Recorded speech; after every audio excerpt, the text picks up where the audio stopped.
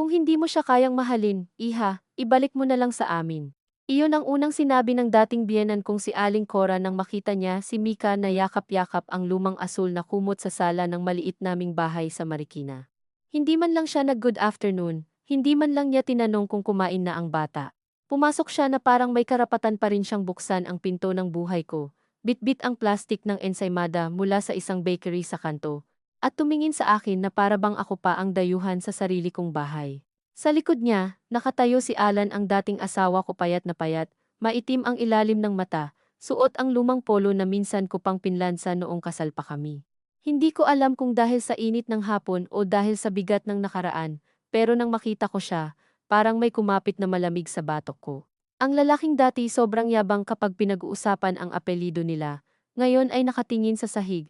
Hawak ang isang brown envelope na gusot ang gilid. Sa envelope na iyon nagsimula ang kaba ko, pero sa kumot ni Mika ako natakot. Dahil ang kumot na iyon, sa pagkakaalam ko, ay kumot ng anak kong kinuha nila sa akin noong gabi ng pinakamasakit na desisyon sa buhay ko.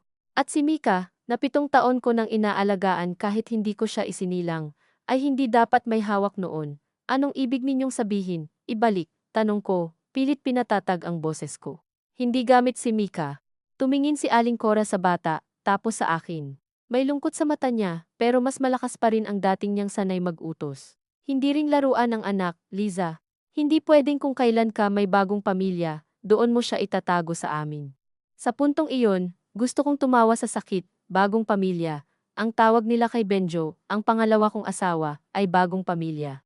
Ang tawag nila kay Mika, ang batang inampon namin ni Benjo sa puso, bago pa man naging legal sa papel ang lahat, ay itinago ko raw. Hindi nila alam, o ayaw nilang tanggapin, na sila ang unang nagtago ng bata sa akin. Sila ang unang nagdikta kung sino ang karapat-dapat tawaging ina.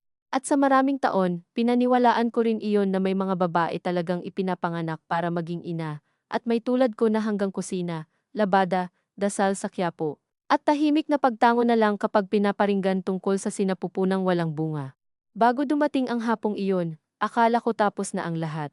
Akala ko kapag nakalipat ka na ng bahay, nakapagpalit ng apelyido sa mga dokumento, nakahanap ng lalaking hindi ka sinusukat sa kaya mong ipanganak, kusang lalabo ang nakaraan. Pero may mga bagay palang hindi naluluma.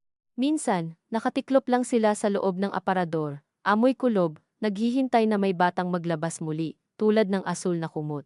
Noong una kong makilala si Alan, hindi ko inakala na ang pinakamalaking sugat sa buhay namin ay manggagaling sa isang bagay na hindi ko kayang ibigay. Nagtatrabaho ako noon sa isang maliit na accounting office sa Cubao. Siya naman ay supervisor sa hardware business ng tiyuhin niya sa Antipolo.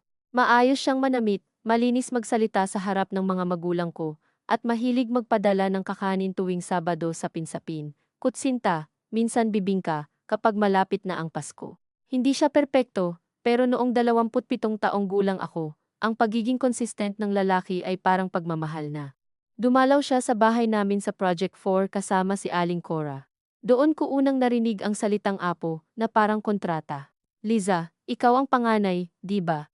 Tanong niya habang nagbabalat ng lanzons na dala niya mismo. Masipag ka siguro sa bahay. Ang ganda noon, kailangan ni Alan ng asawang marunong humawak ng pamilya. At syempre, gusto ko ng magkaapo, lalo na lalaki, para may magdala ng apelyido. Tumawa ang nanay ko para gumaan ang usapan. Ako rin, tumawa. Wala pa akong alam noon. Akala ko normal na biro lang iyon, tulad ng mga kapitbahay na nagtatanong kung kailan ka mag-aasawa, tapos kapag kasal ka na, kailan ka mag-aanak, tapos kapag may anak ka na, kailan susundan. Sa Pilipinas, minsan parang hindi ka tao, kundi pila ng susunod na tanong. Nang ikasal kami ni Alan, simple lang ang reception sa isang events place sa Pasig. May lechon, may video kay pagkatapos, may tiyahin niyang umiyak ng kumanta ng ikaw. Sa unang gabi namin bilang mag-asawa, hindi ko iniisip ang anak. Iniisip ko lang kung gaano katahimik ang apartment naming inuupahan sa Santolan at kung paano ako gigising bukas na may katabi ng lalaki. Pero 2 buwan pa lang, nagsimula na ang bilang. May regla ka pa? Tanong ni Alan isang umaga habang nagtitimpla ako ng kape. Hindi niya sinabi ng masama, parang tinanong lang kung may asukal pa. Pero nakaramdam ako ng hiya na hindi ko maipaliwanag. Meron, sabi ko. Baka next month, sagot niya. At hinalikan ako sa noo. Sa unang taon, sweet pa ang mga tanong. Sa ikalawang taon, may halong inip. Sa ikatlong taon, naging pagsusuri na ang bawat kilos ko. Uminom ako ng vitamins. Nagpa-check up kami sa OB sa Katipunan. Nagpa-laboratory. Nagpa-ultrasound. Sinubukan ko ang mga payo ng kapitbahay malunggay, royal jelly, dasal kay Stain Gerard, pagpunta sa Manaoag kahit masikip ang bus, at nahilo ako sa biyahe. Si Alan, noong una, sumama sa akin. Hawak pa niya ang kamay ko sa waiting area. Pero nang sinabi ng doktor na kailangan din siyang magpa-test, nag-iba ang mukha niya. Bakit ako? Tanong niya, parang ininsulto. Routine lang po, mahinahong paliwanag ng doktor. Para makita nating pareho. Pag-uwi namin, halos hindi niya ako kinausap. Kinagabihan, narinig ko siyang kausap si Aling Cora sa telepono sa balkonahe. Ako pa raw ang kailangang i-check, ma. Para namang may problema ako. Hindi ko gustong makinig, pero ang bintana naming manipis, at ang sakit, kahit mahina, marunong pumasok. Kinabukasan, nagluto ako ng tinola kahit hindi niya paborito, dahil sabi ng nanay ko, kapag may tensyon sa bahay, sabaw ang unang pampalambot. Kumain siya ng tahimik. Pagkatapos, iniabot niya sa akin ang folder ng results ko. Ikaw na muna magtuloy ng gamutan, sabi niya, nakaka-stress sa trabaho. Doon nagsimula ang unang maliit na lamat. Hindi pa siya sigaw, hindi pa siya pang-iwan, pero naramdaman ko na ako ang pinapasan ng buong pagkukulang. Kapag family reunion sa Antipolo, laging may batang ipinapaupo sa kandungan ko. Practice ka, Liza, biro ng pinsan niya. Si Aling Cora naman, laging may baong kwento tungkol sa kung sino ang nanganak na, sino ang may kambal, sino ang nagpaalaga sa hilot at nabuntis agad. Minsan, habang naghuhugas ako ng pinggan sa likod ng bahay nila, narinig ko siyang kausap ang kapatid ni Alan. Mabait naman si Liza, kaso paano kung wala talagang maibigay? Sayang naman ang lahi. Ang tubig sa gripo malamig, pero ang mukha ko nagliyab, gusto kong ibagsak ang plato. Gusto kong lumabas at sabihin, hindi ako lupa na tinaniman ninyo tapos sisihin kung walang bunga. Pero ngumiti lang ako nang pumasok sila. Iyon ang mali ko, siguro. Ang dami kong ngiti na ginamit para takpan ang sarili kong pagkasira. Si Alan naman, unti-unting lumalayo sa paraang mahirap ireklamo. Hindi siya umuuwi ng lasing, hindi siya nananakit, hindi siya lantaran na nang aalipusta.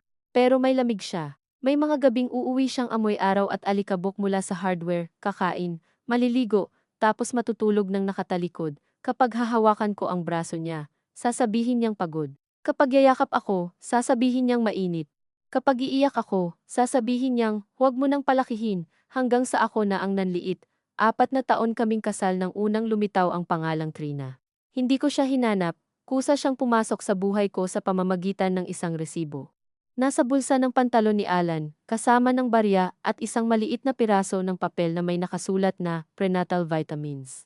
Natawa pa ako noong una, dahil akala ko para sa akin iyon. Pero ang petsa, araw na nasa Batangas siya raw para mag-deliver ng materials. Ang botika, nasa Makati. At sa likod ng resibo, may sulat kamay, salamat, aingat ka pa uwi.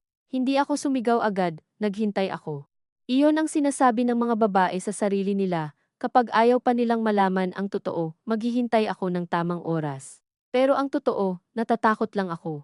Ilang linggo ko siyang minanmanan, nang hindi mukhang naninilip, tiningnan ko kung saan napupunta ang pera. Inamoy ko ang polo niya. Binasa ko ang mga notification kapag naiwan niyang bukas ang phone. Isang gabi, habang naliligo siya, may tumawag. Trina Office, ang pangalan. Office. Doon ko unang natutunan na minsan, ang kasinungalingan ay hindi nakatago sa hindi mo alam, kundi sa masyadong ordinaryong pangalan. Hindi ko sinagot ang tawag, pero kinabukasan, sinundan ko siya. Mula Santolan, sumakay ako ng jeep pa Cubao, MRT hanggang Ayala, tapos naglakad hanggang sa isang maliit na cafe, malapit sa klinik. Doon ko siya nakita, si Alan, nakaupo sa tapat ng isang babaeng buntis. Hindi siya naghahawak ng kamay, hindi siya yumayakap, pero inaayos niya ang baso ng tubig ng babae. Hinihila ang upuan. Nakatingin sa tiyan nito sa paraang matagal ko nang hinihintay na tingnan niya ako. Wala akong narinig sa usapan nila dahil nasa labas ako, pero nakita ko ang pag-abot niya ng maliit na supot mula sa botika. Prenatal vitamins. Sa loob ng dibdib ko, may bagay na bumigay na walang tunog. Umuwi ako bago pa siya makalabas. Pagdating niya, nagluto ako ng pritong galunggong at monggo. Kumain siya. Ako, nakatingin lang sa daliri niyang may singsing pa rin. Sino si Trina? Tanong ko sa gitna ng katahimikan. Tumigil ang kutsara niya. Hindi siya nagulat gaya ng inaasahan ko. Mas masakit iyon. Parang matagal na siyang handa. Kaibigan, sabi niya. Buntis ang kaibigan mo? Hindi siya sumagot agad. Sa ilang segundong iyon, narinig ko ang kapitbahay naming nagtatawanan sa labas. May batang umiiyak, may tricycle na dumaan. Normal ang mundo kahit gumuho ang akin. Nagkamali ako, Liza, sabi niya. Pero hindi ko siya mahal. Ganoon pala kasimple sa mga taong nakakasakit. Nagkamali ako, parang maling sukli lang sa palengke, parang nakalimutang bumili ng toyo. Ilang buwan? Tanong ko. 6. 6 na buwan. 6 na buwan akong umiinom ng gamot, nagdadasal, nagpapasuri, umiiyak tuwing may regla, habang siya pala ay may ibang tiyan na binabantayan. Lalaki? Tanong ko, kahit ayaw kong marinig, yumuko siya, at doon ko nakuha ang sagot. Hindi ko maalala kung ano ang una kong binato baso-ba o salita. Pero naaalala ko ang mukha niya nang sabihin kong, masaya na nanay mo. Hindi siya sumagot. Kinabukasan, dumating si Aling Cora, hindi para aliwin ako, hindi para pagalitan ang anak niya. Dumating siya na may dalang rosaryo at isang klase ng lungkot na pabor pa rin sa dugo niya. Iha, sabi niya, kasalanan ni Alan ito, oo, pero may bata na, walang kasalanan ang bata. Ako meron, tanong ko, hindi iyon ang sinasabi ko. Pero iyon ang narinig ko. Sa bawat buntong hininga niya, sa bawat pahid niya ng panyo sa mata niya, narinig ko ang matagal na nilang hindi masabi. Kung nabuntis ka lang sana, hindi ito nangyari. Ang pinakamasakit, hindi ko lubos na matanggihan iyon sa isip ko. May parte sa akin na naniwala, kaya mas lalo akong nagalit. Kay Alan, kay Trina, kay Aling Cora. Sa sarili ko, lumipas ang 3 buwan na parang sinasakal ako ng sarili kong bahay. Hindi agad ako umalis. Sabi ng iba, dapat matapang ang babae kapag niloko. Pero sa totoong buhay, may renta, may hiya sa magulang, may takot na baka ikaw pa ang sisihin. May tanong na saan ka pupunta kapag bitbit mo ang pangalan ng kabiguang hindi mo pinili. Sinubukan ni Alan na bumawi sa paraang hindi naman sapat. Umuuwi siya ng maaga, nagdadala ng pandesal, nagtatanong kung kumain na ako, pero may mga araw na nawawala siya dahil kailangan sa klinik. Hindi niya sinasabing klinik ni Trina, alam naming dalawa. Hindi ko siya pinipigilan, sinasabi ko sa sarili ko. Mas mabuti nang makita ko kung gaano siya kawalang hiya. Pero tuwing bumabalik siya, may dala siyang amoy ng ibang buhay baby powder, hospital disinfectant, minsan gatas. At ako, nakaupo sa gilid ng kama, pinapanggap na hindi ko naamoy. Nanganak si Trina isang maulang gabi ng Agosto. Alam ko dahil hindi umuwi si Alan, tinawagan niya ako bandang 2:00 ng madaling araw. Liza, sabi niya, nanginginig ang boses, nasa ospital ako, hindi ko alam kung bakit hindi ko binaba agad. Siguro may bahagi pa rin ako na asawa. Buhay? Tanong ko, at agad kong kinamuhian ang lamig ng boses ko. Oo, baby boy. Sa kabilang linya, narinig ko ang mahinang iyak ng sanggol. Napaupo ako sa sahig ng kusina. Sa labas, bumubuhos ang ulan, tumutulo ang tubig mula sa sirang bahagi ng bubong papunta sa palanggana. Tok, tok, tok, parang oras na pinapatak sa ulo ko. Pangalan, tanong ko. Miguel, sabi niya. Miguel, apelyido ni Alan. Apo ni Aling Cora. Sagot sa dasal nilang hindi ako kasama. Pagkatapos noon, nagbago ang lahat sa bilis na hindi ko kinaya. Lumipat si Trina sa isang maliit na apartment na sila Alan ang nagbayad. Si Aling Cora, halos araw-araw nandoon. Ako, legal na asawa, naiwan sa santolan na parang bantay ng lumang gamit. Kapag kinakausap ko si Alan tungkol sa gastos namin, umiiksi ang pasensya niya. Anak ko iyon, Liza, sabi niya minsan. Anong gusto mo, pabayaan ko. Asawa mo ako, sagot ko. Hindi ba ako anak ng Diyos? Napailing siya. Huwag mong gawing kompetisyon, pero kompetisyon iyon kahit ayaw naming aminin. Kompetisyon sa oras, pera, tingin, pangalan, hinaharap. At talo ako sa laban na hindi ko pinasukan, dahil ang dala ko lang ay kasal, habang dala nila ang bata. Isang hapon, pumunta ako sa apartment ni Trina nang hindi nagpapaalam. Hanggang ngayon, hindi ko alam kung bakit. Siguro gusto kong makita kung gaano siya kaganda. Kung karapat-dapat ba siyang sirain ang buhay ko. Siguro gusto kong kamuhian siya ng may mukha. Binuksan niya ang pinto na nakaduster, maputla, magulo ang buhok, may lampin sa balikat. Hindi siya mukhang maninira ng pamilya, mukha siyang pagod.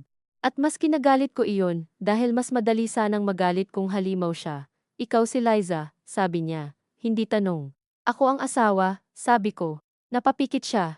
Sa loob ng apartment, umiyak ang sanggol. Hindi siya agad gumalaw, parang hinihintay kung papayag ba akong hawakan niya ang anak niya. Pwede mo siyang tingnan, mahina niyang sabi. Hindi ako pumunta para tingnan ang anak mo. Pero pumasok pa rin ako. Nakahiga si Miguel sa maliit na crib, nakabalot sa asul na kumot. Iyon ang unang beses kong nakita ang kumot na iyon. Malambot, may burdang maliit na bituin sa sulok, at sa isang bahagi, may manilaw-nilaw na tahi na parang inayos ng minadali. Tumingin ako sa mukha ng sanggol. Maliit, mapula, nakapikit. Wala siyang kasalanan, alam ko iyon, pero hindi ibig sabihin na hindi siya masakit tingnan. Si Alan ang bumili niyan, tanong ko, nakatingin sa kumot. Umiling si Trina, hindi, sa akin iyan. Matagal na. May kakaiba sa tono niya, pero noon, hindi ko pinansin. Lahat ng sinasabi niya, sa pandinig ko, may bahid ng pagmamay-ari. Sa akin ang bata. Sa akin ang kumot, sa akin ang oras ni Alan. Hindi ka ba nahihiya? Tanong ko. Namutla siya lalo. Araw-araw. Sagot niya. Hindi iyon ang inaasahan kong marinig. Mas gusto ko sana kung lumaban siya, kung nagmatapang siya, para may dahilan akong maging masama. Pero yumuko lang siya. Hindi ko hiningi na mahalin ako ni Alan. Hindi ko rin hiningi na tumigil siya. Na ano? Tanong ko. Umiyak uli ang bata. Binuhat niya si Miguel, binalot ng mas mahigpit sa asul na kumot. Nakita ko kung paano nanginginig ang kamay niya. Wala, sabi niya. Pasensya ka na. Umalis ako na mas magulo kaysa noong dumating. Kinagabihan, sinabi ko kay Alan na gusto ko nang maghiwalay. Hindi legal agad, syempre, sa atin, ang paghihiwalay ay hindi lang pirma. Maraming usapan, maraming kamag-anak, maraming pari na magsasabing subukan pa, maraming kapitbahay na magbubulong, pero sa loob ko, tapos na. Hindi ko na kayang matulog sa tabi ng lalaking may anak sa ibang bahay. Hindi ko na kayang maging mabait habang inuubos ako. Umalis ako sa apartment dala ang 2 maleta, isang rice cooker na bigay ng nanay ko, at galit na akala ko sapat para mabuhay. Bumalik ako sa Project 4. Sabi ng nanay ko, anak, magpahinga ka muna. Sabi ng tatay ko, kung gusto mong umiyak, sa kwarto ka umiyak, hindi sa harap ng kapitbahay. Mahal nila ako, pero anak sila ng mundong marunong magtago ng kahihiyan. Ilang buwan akong nabuhay na parang may takip ang dibdib. Nagtatrabaho ako, uuwi, kakain, matutulog, magigising sa madaling araw na may bigat sa tiyan kahit wala namang laman. Minsan, makikita ko sa Facebook ang larawan ni Alan, na buhat si Miguel, katabi si Aling Cora na nakangiti ng todo, wala si Trina sa picture. Napansin ko iyon, pero sinabi ko sa sarili ko, baka siya ang kumuha, baka masaya silang lahat at ako lang ang naiwan. Sa tuwing nakikita ko ang asul na kumot sa mga larawan nakasabit sa stroller, nakatakip sa balikat ni Alan, nakabalot kay Miguel parang may kumikirot sa ilalim ng tadyang ko. Iyon ang kumot ng pagkatalo ko. Iyon ang tela ng lahat ng hindi ko kayang ibigay. Pagkalipas ng halos 1 taon, biglang tumawag si Alan. Hindi na kami madalas mag-usap noon, maliban sa ilang papeles at bayarin na kailangan ayusin. Liza, sabi niya, pwede ba kitang makita? Bakit? May sasabihin ako, kung tungkol sa annulment, kausapin mo na lang abogado. Tumahimik siya. Hindi. Tungkol kay Miguel. Dapat binaba ko, pero hindi ko ginawa. Nagkita kami sa isang Jollibee sa Cubao, dahil doon maraming tao, at ayokong maging marupok sa lugar na tahimik. Dumating siya nang may dalang diaper bag, kasama niya si Miguel, halos 1 taong gulang na. Naka-blue shirt, bilugan ang pisngi, hawak ang asul na kumot na ngayon ay medyo kupas na.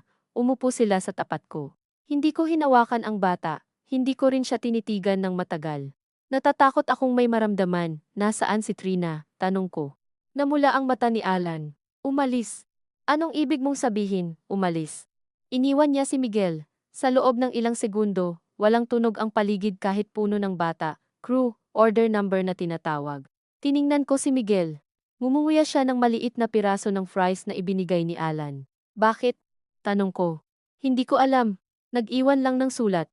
Inilabas ni Alan ang papel mula sa bag, pero hindi niya ibinigay.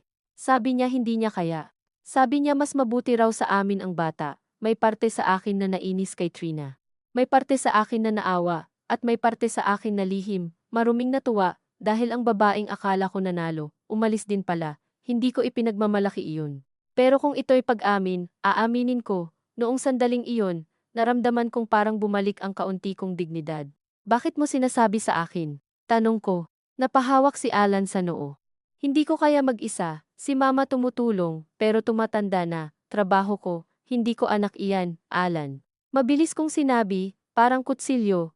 Napatingin siya sa akin. Hindi galit, parang pagod na pagod lang. Alam ko, kung kailangan mo ng yaya, kumuha ka. Kung kailangan mo ng pera, humiram ka sa nanay mo, pero huwag mo akong gawing reserba dahil iniwan ka ng kabit mo.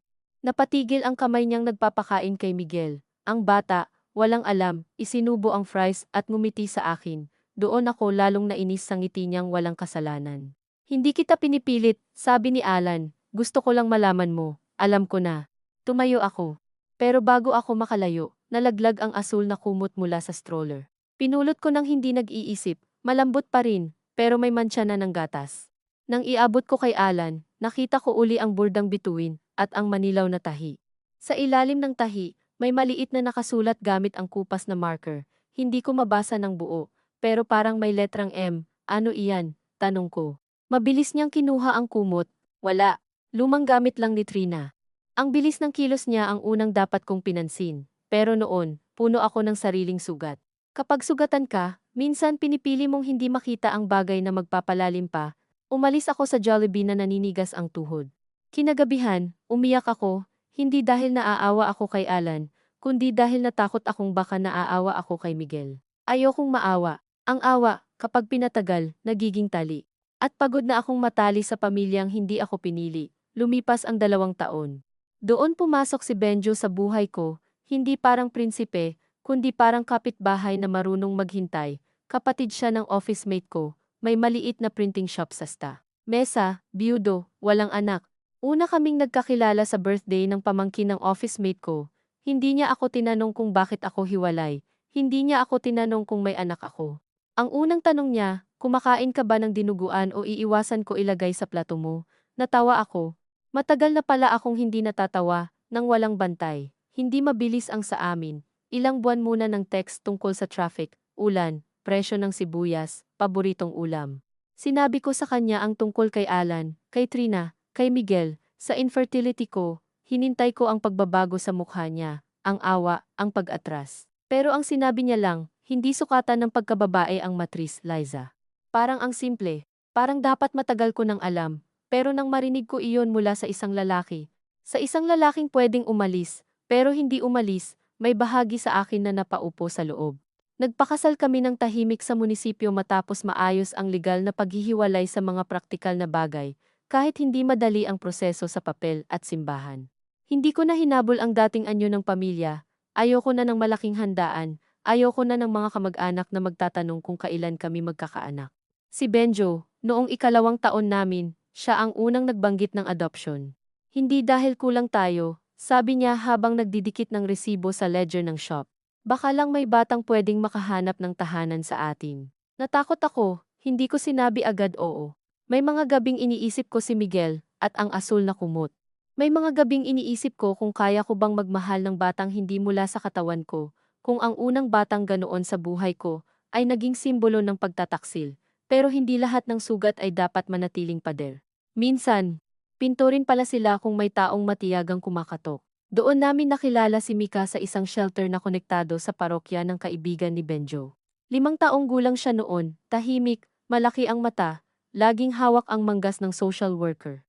Hindi siya iyakin. Mas mahirap iyon dahil ang batang hindi umiiyak ay kadalasang natuto ng walang sasalo. Mahilig siya sa kumot, sabi ng social worker. Kahit mainit, gusto niya may hawak. Nang unang lumapit si Mika sa akin, hindi niya ako tinawag na mama. Hinawakan lang niya ang dulo ng blouse ko at tinanong, aalis ka rin po. Wala akong nasagot agad. Si Benjo ang lumuhod sa tabi niya. Hindi kami nagmamadali, sabi niya. Dito lang muna kami. Nagsimula. Dahan-dahan. Hindi gaya sa pelikula na isang yakap, pamilya na. May tantrum si Mika kapag may bisitang lalaki. Ayaw niya ng pinto na sinasara ng malakas, itinatago niya ang pagkain sa ilalim ng unan. Kapag napapagalitan ng kaunti, yumuyuko siya na parang may inaasahang mas malala. Maraming gabi akong napagod, maraming gabi akong nagtanong kung kaya ko ba, at maraming beses ko ring nahuli ang sarili kong malamig kapag sobrang kapit siya sa akin. Hindi dahil hindi ko siya mahal, kundi dahil natatakot akong mahalin niya ako ng buo tapos mabigo ko siya. Pero si Benjo, pasensyoso. Tuwing may meltdown si Mika, uupo siya sa sahig, hindi lalapit ng bigla. Andito lang kami, anak, sasabihin niya. Anak, ang salitang iyon, sa bibig niya, walang kondisyon. Sa akin, Matagal bago lumabas ng natural, noong unang beses kong tinawag na anak si Mika, nasa palengke kami. May alay na nagtanong, anak mo. Natigilan ako. Sanay ako sa tanong na may kasunod na paliwanag, depensa, hiya, pero nakatingin si Mika sa akin, naghihintay. Oo, sabi ko, anak ko. Pag-uwi namin, tahimik siya, akala ko wala lang. Pero pagkagabi, lumapit siya sa akin habang nagtitimpla ako ng gatas niya. Mama, sabi niya, halos pabulong. Pwede ko po bang itago itong resibo? Bakit? Kasi bumili tayo ng tsinelas ko, para maalala ko. Doon ko naintindihan na may mga batang kailangang humawak sa maliliit na ebidensya para maniwalang hindi pa naginip ang pag-aalaga. Naging maayos ang buhay namin, hindi perpekto pero payapa. Si Mika, natutong tumawa ng malakas. Natutong mag-request ng sinigang na hipon, kahit mahal ang hipon. Natutong magsabi kay Benjo ng papa, sama ka sa school. Ako, natutong hindi lahat ng araw ay pagsusulit sa pagiging ina. May araw na sablay ang baon, may araw na late sa PTA, may araw na napapasigaw ako, tapos hihingi ng tawad.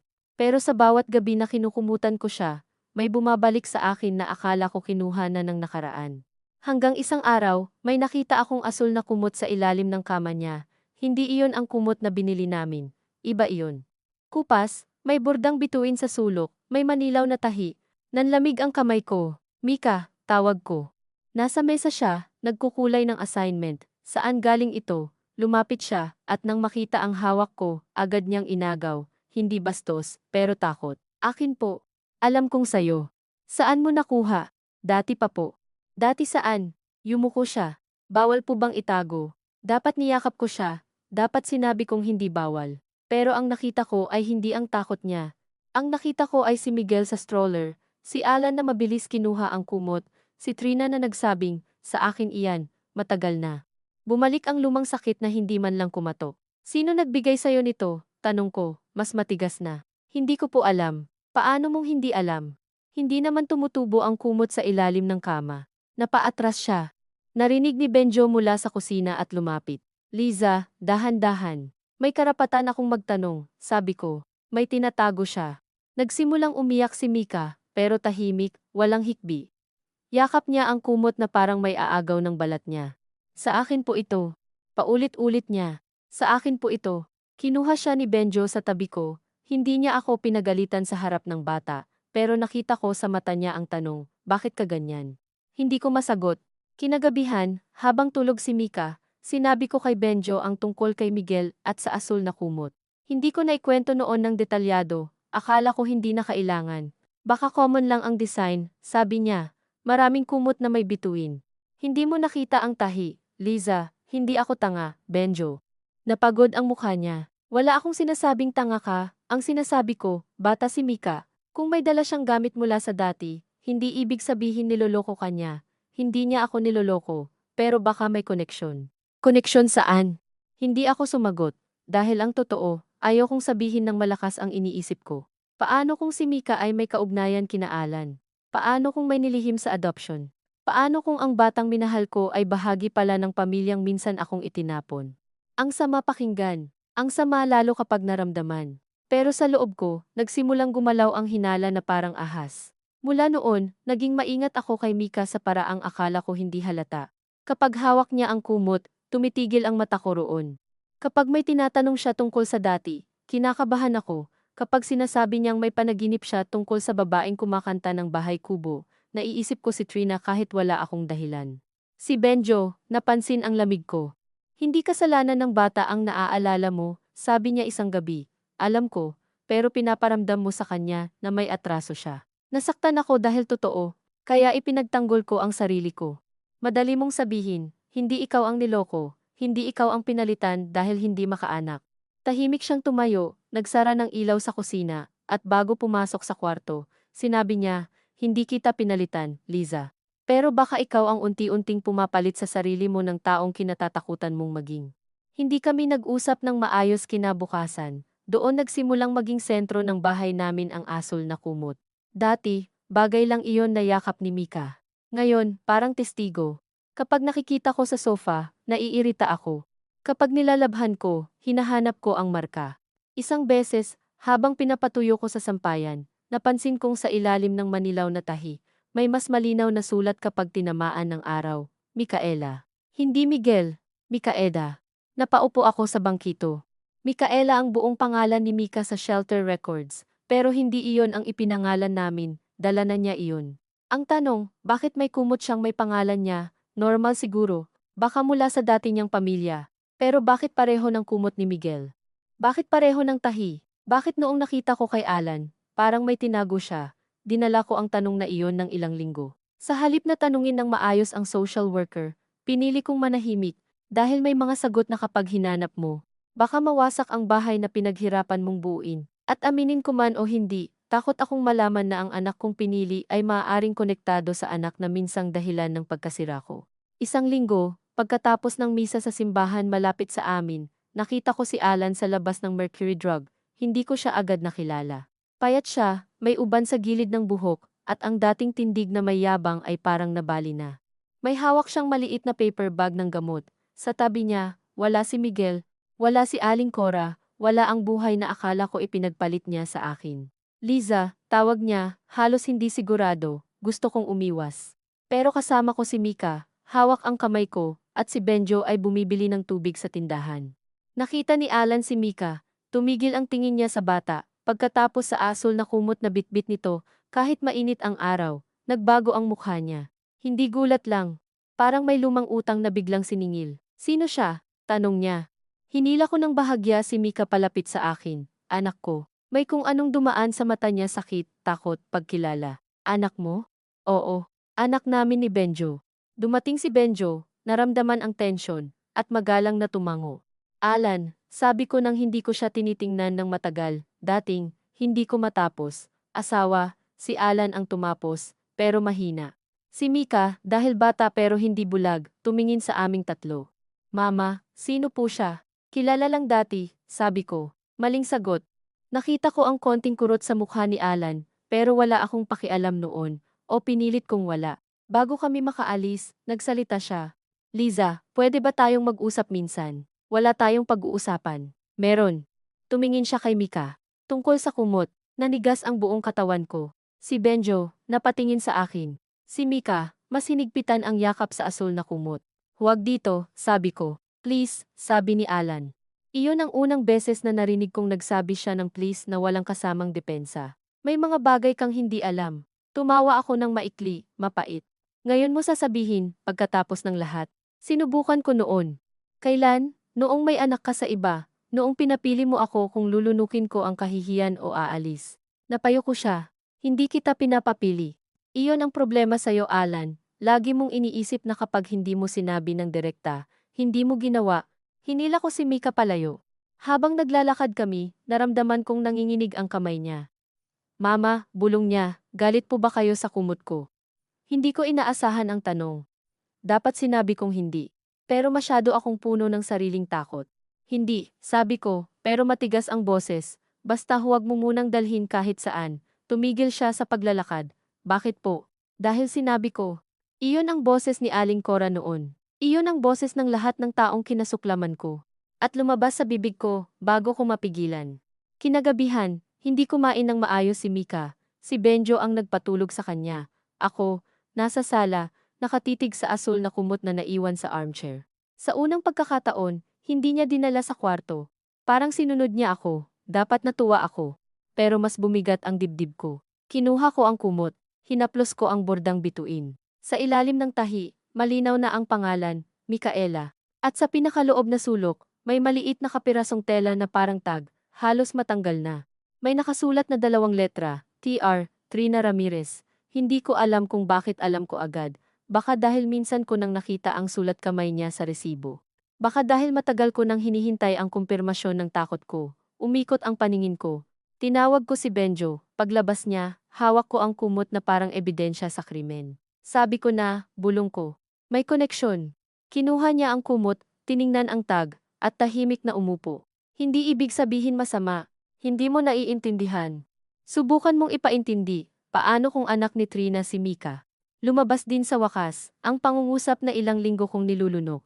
Si Benjo, hindi agad sumagot, at kung oo, tanong niya, parang sinampal ako. Anong kung oo? Kung anak siya ni Trina, ano ang magbabago sa pagmamahal natin? Lahat. Sigaw ko, pagkatapos ay tinakpan ko ang bibig ko, natakot na magising si Mika. Lahat, Benjo. Dahil ibig sabihin, kahit saan ako pumunta, bumabalik sila. Ibig sabihin, inalagaan ko ang anak ng babaeng kumuha ng asawa ko. Hindi kinuha ni Mika ang asawa mo, alam ko. Pero hindi ganoon ang tunog ng boses ko. Napahawak ako sa dibdib, alam ko, pero hindi ko alam paano hindi maramdaman. Doon ako unang umiyak nang hindi galit ang itsura. Umiyak ako na parang pagod na akong maging tama. Lumapit si Benjo, pero hindi ako nagpayakap. May parte sa akin na nahiya sa kanya. May parte na nagalit dahil hindi niya kayang kampihan ang pangit kong nararamdaman. Kailangan nating alamin, sabi niya. Kailangan nating kausapin ang shelter, si Alan, kung sino man. Ayoko. Liza. Ayoko. Dahil kapag nalaman ko, wala na akong dahilan para magtago sa hinala. Kapag mali ako, kailangan kong harapin kung gaano ako naging malupit sa bata. Kapag tama ako, kailangan kong harapin kung kaya ko bang mahalin pa rin siya ng walang lason. Parehong nakakatakot. Kinabukasan, nagkunwari akong normal, nagbaon ako ng rice, hotdog, at itlog para kay Mika. Inayos ko ang ribbon niya, hindi niya dinala ang kumot. Nakita ko iyon, at sa halip na gumaan ang loob ko, parang may nabunot sa bahay. Sa school gate, bago siya pumasok, tinanong niya, Mama, kapag hindi ko po dinala, love niyo na po ba ako ulit? Parang may humiwa sa akin mula lalamunan hanggang tiyan. Lumuhod ako sa harap niya.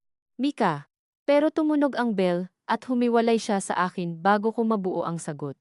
Buong araw, hindi ako mapakali. Sa office, mali ang na-encode kong figures. Sa lunch break, binuksan ko ang Facebook at hinanap si Alan. Matagal ko na siyang nakablock, pero may lumang account si Aling Cora na public pa rin. Doon ko nakita ang ilang larawan, si Miguel, mas malaki na, nasa probinsya yata, kasama ang pinsan ni Alan, si Aling Cora, mas matanda, mas payat. At sa isang lumang post na halos 5 taon na, may larawan ng lamay, hindi lamay. Despedida. Nakalagay. Dasal para kay Trina. Sana matagpuan ka na namin. Nanlamig ako, Trina missing. Hindi niya iniwan lang si Miguel, o iba ang iniwan niya. Nag-scroll ako ng nag-scroll. May post si Aling Cora, hindi lahat ng ina umaalis dahil ayaw sa anak. Minsan may mga kasalanang pinagtatakpan ng mga duwag. Walang pangalan, walang paliwanag. Pero ang petsa, malapit sa panahong sinabi ni Alan na iniwan ni Trina si Miguel. Bigla kong naalala ang sinabi ni Trina noon. Hindi ko hiningi na, at ang pagtigil niya. Naalala ko ang takot sa kamay niyang bumabalot kay Miguel sa asul na kumot. Naalala ko si Alan sa Jollibee. Mabilis kinuha ang kumot nang makita ko ang marka. Ang sigurado ko lang noon, may nagsinungaling. Ang hindi ko alam, sino. Hapon, pag-uwi ko, wala si Mika sa sala. Karaniwan, nandyan siya, gumuguhit o nanonood ng cartoons habang naghihintay ng merienda. Si Benjo nasa shop pa. Mika, tawag ko. Walang sagot. Pumasok ako sa kwarto niya. Bukas ang aparador. Wala ang maliit niyang backpack. Wala rin ang asol na kumot sa armchair. Para akong binuhusan ng kumukulong tubig. Tinawagan ko ang school service. Sabi ng driver, ibinaba niya si Mika sa harap ng bahay gaya ng dati. Tinawagan ko si Benjo, nanginginig ang kamay. Wala si Mika, sabi ko. Ano? Wala siya dito. Dala niya ang bag niya. Liza, huminga ka, hanapin mo sa kapitbahay, papunta na ako. Lumabas ako ng bahay na halos nakapaa. Tinanong ko si Aling Nena sa tindahan. Ang tricycle driver, ang batang naglalaro sa kanto. May nakita po kayong batang babae, naka-uniform, may asul na kumot. Si Aling Nena ang sumagot, ay, oo. Kanina pa iyon. May tinanong na jeep papuntang simbahan. Akala ko kasama mo. Simbahan. Tumakbo ako. Hindi malayo ang parokya, pero sa bawat hakbang, may tumatama sa utak ko. Kapag hindi ko po dinala, love niyo na po ba ako ulit? Diyos ko, ano ang nagawa ko? Natagpuan ko siya sa gilid ng simbahan, sa may groto, nakaupo sa semento, yakap ang asul na kumot at ang backpack niya. Hindi siya umiiyak. Mas masakit iyon. Nakatingin lang siya sa estatwa ng birhen na parang naghihintay ng sagot mula sa hindi marunong magsumbong. Dahan-dahan akong lumapit, Mika, sabi ko. Hindi siya tumingin. Uuwi na po ako sa dati, sabi niya. Para hindi na po kayo malungkot, napaluhod ako sa harap niya. Lahat ng galit ko, lahat ng hinala, lahat ng depensang inipon ko, biglang nagmukhang marumi sa harap ng batang nag-aakalang siya ang dahilan ng lungkot ko. Anak, nanginginig ang boses ko. Hindi ka babalik doon. Pero ayaw niyo po sa kumot ko. Hindi sa'yo ako galit, pero ako po ang may hawak. Wala akong naisagot. Dahil sa mundo ng bata, ganoon kasimple, kung galit ka sa hawak niya, galit ka sa kanya. Umupo ako sa tabi niya sa malamig na semento. Mika, may mga bagay lang si mama na hindi pa naiintindihan. Tungkol po sa dating mama. Halos tumigil ang puso ko. Anong dating mama? Tumingin siya sa akin sa unang pagkakataon. Yung kumakanta po. Yung nagsabi po dati, kapag nawala ako, hawakan ko raw ito. Itinaas niya ang asul na kumot, para daw may makakilala sa akin. Hindi ako nakagalaw, para may makakilala sa akin. Ang mga salitang iyon ay hindi galing sa batang gumagawa lang ng kwento. May bigat iyon ng iniwang habilin. Sino nagsabi niyan, Mika? Tanong ko, halos pabulong. Hindi ko po alam ang name.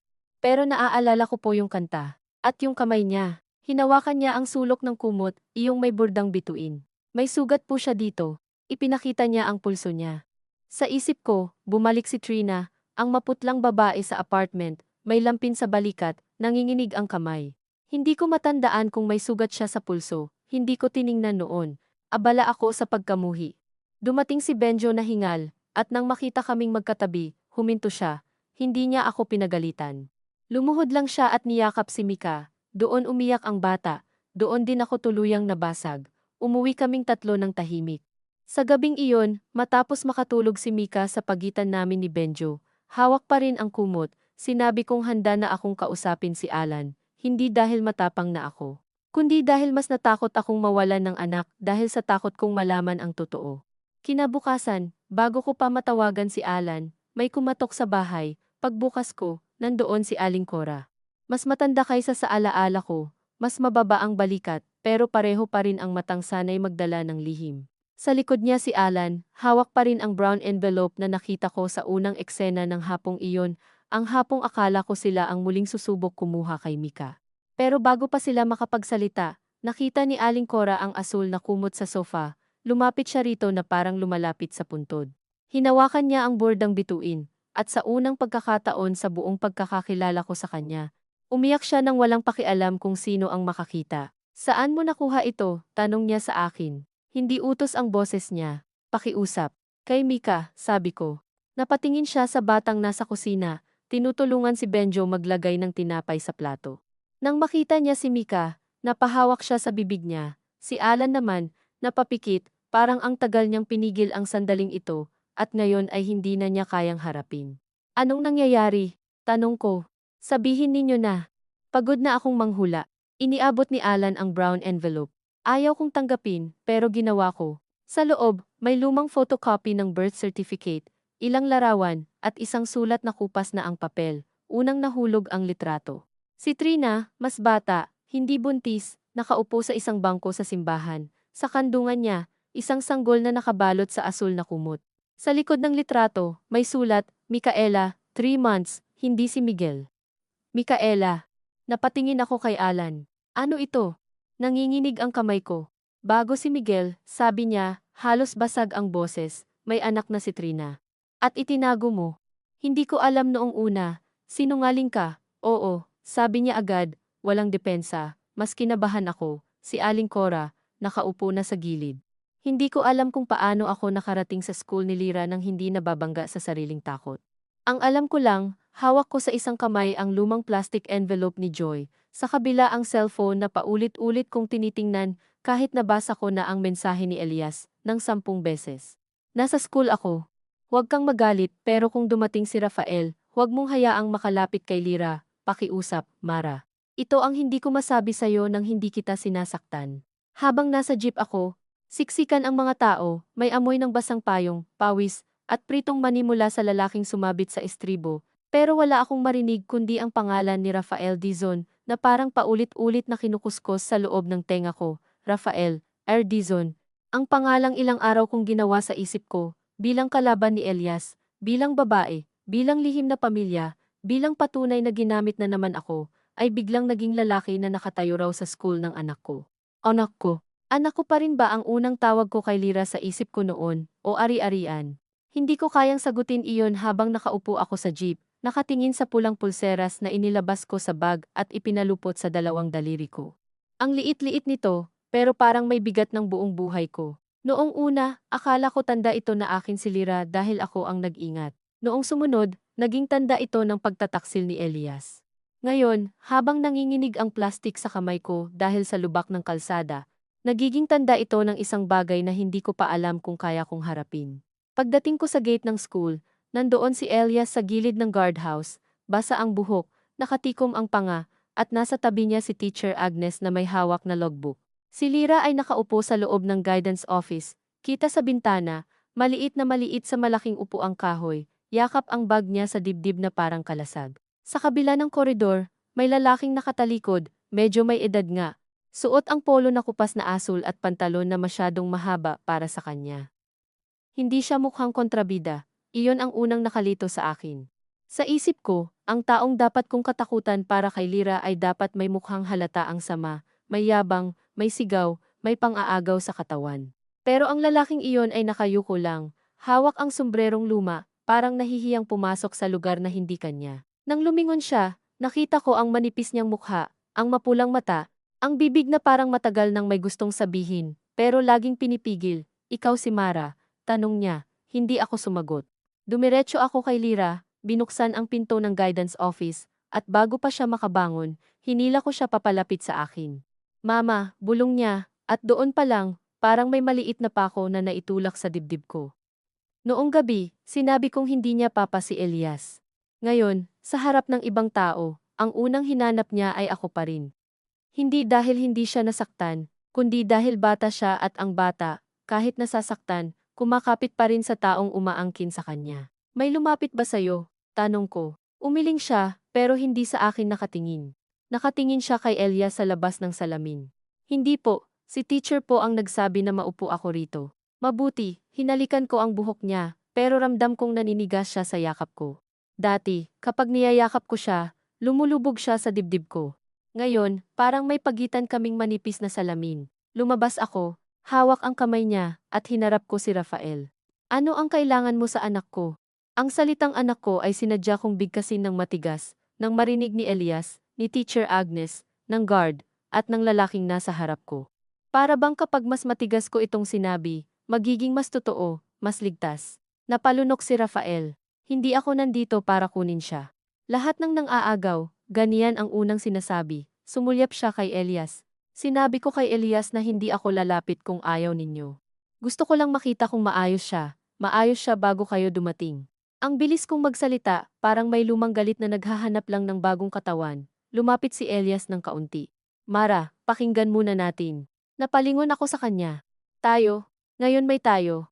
Nasaktan siya, kita ko iyon. Pero noon, may natira pa ring bahagi sa akin na tuwang-tuwa kapag nakikita kong nasasaktan siya dahil pakiramdam ko patas na kami. Ikaw ang naglihim, ikaw ang may sobre. Ikaw ang nagpapadala ng pera. Si Teacher Agnes, nahihiya, sinubukang magsalita. Ma'am Mara, baka po mas mabuti kong sa loob. Hindi, sabi ko. Gusto kong dito. Gusto kong malinaw, si Rafael ay yumuko. Ang perang iyon, hindi para sa akin. Napahinto ako. Ano? Ako si Rafael Dizon. Oo, pero hindi ako ang tumatanggap ng padala.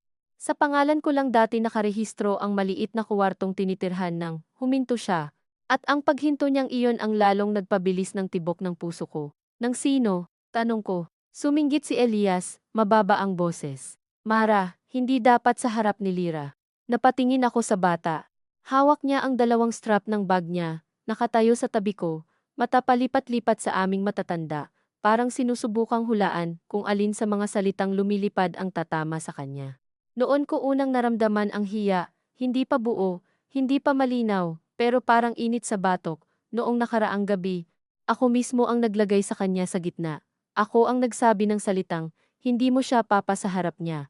Ako ang nagtanong sa 6 na taong gulang na bata na parang kasama siya sa sabwatan. Pero kahit naramdaman ko iyon, hindi pa ako marunong umatras ng maayos. Teacher, sabi ko, pilit ang lamig, pwede bang bantayan muna si Lyra sa office? Kumapit ang kamay ni Lyra sa akin. Mama, sasama po ako. Dapat sinabi kong hindi ka dapat makinig sa ganito. Dapat lumuhod ako at hinawakan ang mukha niya, pero ang lumabas sa bibig ko ay, sundin mo si teacher. Kumawala ang kamay niya ng mabagal, hindi marahas, hindi suwail. Mas masakit dahil para siyang natutong magbitiw ng tahimik. Nang maisara ang pinto ng office, humarap ako kay Elias at Rafael. Magsalita kayo. Hindi sa hallway kami nag-usap. Dinala kami ni Teacher Agnes sa maliit na room ng PTA kung saan may lumang electric fan na maingay, mga monoblock chair, at bulletin board na puno ng announcement tungkol sa Nutrition Month at Family Day. Family Day, napatingin ako sa papel na iyon habang nauupo. May drawing ng tatay, nanay, at anak na magkakahawak kamay. Bigla kong naalala ang drawing ni Lira, iyong tatlong tao sa harap ng bahay at isang figurang walang mukha sa likod. Noong ipinanganak si Lira, simula ni Rafael, hindi Lira ang pangalan niya, kumuyom ang kamay ko sa pulseras. Alam ko, ang nanay niya, huminga siya ng malalim. Ang nanay niya ay si Reyna, parang may kung anong kumislot sa memorya ko. Reyna, Ardizon, akala ko Ardizon ang tumatanggap. Akala ko Rafael, anak mo siya. Tanong ko, hindi ko alam kung bakit iyon ang una kong sinabi. Napailing siya agad. Hindi, pamangkin ko si Reyna. Ako ang tumayong guardian niya noon dahil wala na siyang ibang malapitan. Naramdaman kong nanlamig ang mga daliri ko. Nasaan siya ngayon? Sumulyap si Elias sa akin. Sa tingin niya, may awa na parang matagal niyang pinigil. Naiinis ako sa awang iyon dahil ramdam kong may katotohanang malapit ng lumabas na hindi napapabor sa galit ko. Nasa Cebu, sabi ni Rafael. Nagtatrabaho sa isang laundry shop. Matagal na niyang gustong makita si Lira, pero hindi niya ginawa dahil ano? Dahil pumirma siya na isusuko ang bata. At dahil natakot siya na sirain ang buhay na meron na ang bata. Tumawa ako ng mahina, hindi dahil nakakatawa, kundi dahil kailangan kong kumapit sa kahit anong tunog. So tama ako, may tunay na ina. May gustong bumalik, at kayong lahat, alam. Hindi lahat, sabi ni Elias. Nalaman ko lang dahil si Marco ang lumapit sa akin. Si Marco, halos masamid ako sa pangalan. Bakit siya? Bumukas ang pinto ng PTI room. Akala ko Teacher Agnes, pero si Marco pala ang pumasok, hingal, basang-basa ang balikat ng polo. Sinundan siya ni Mama Celia na mas mabagal, hawak ang rosaryong luma, at si Joy sa likod na hindi makatingin sa akin.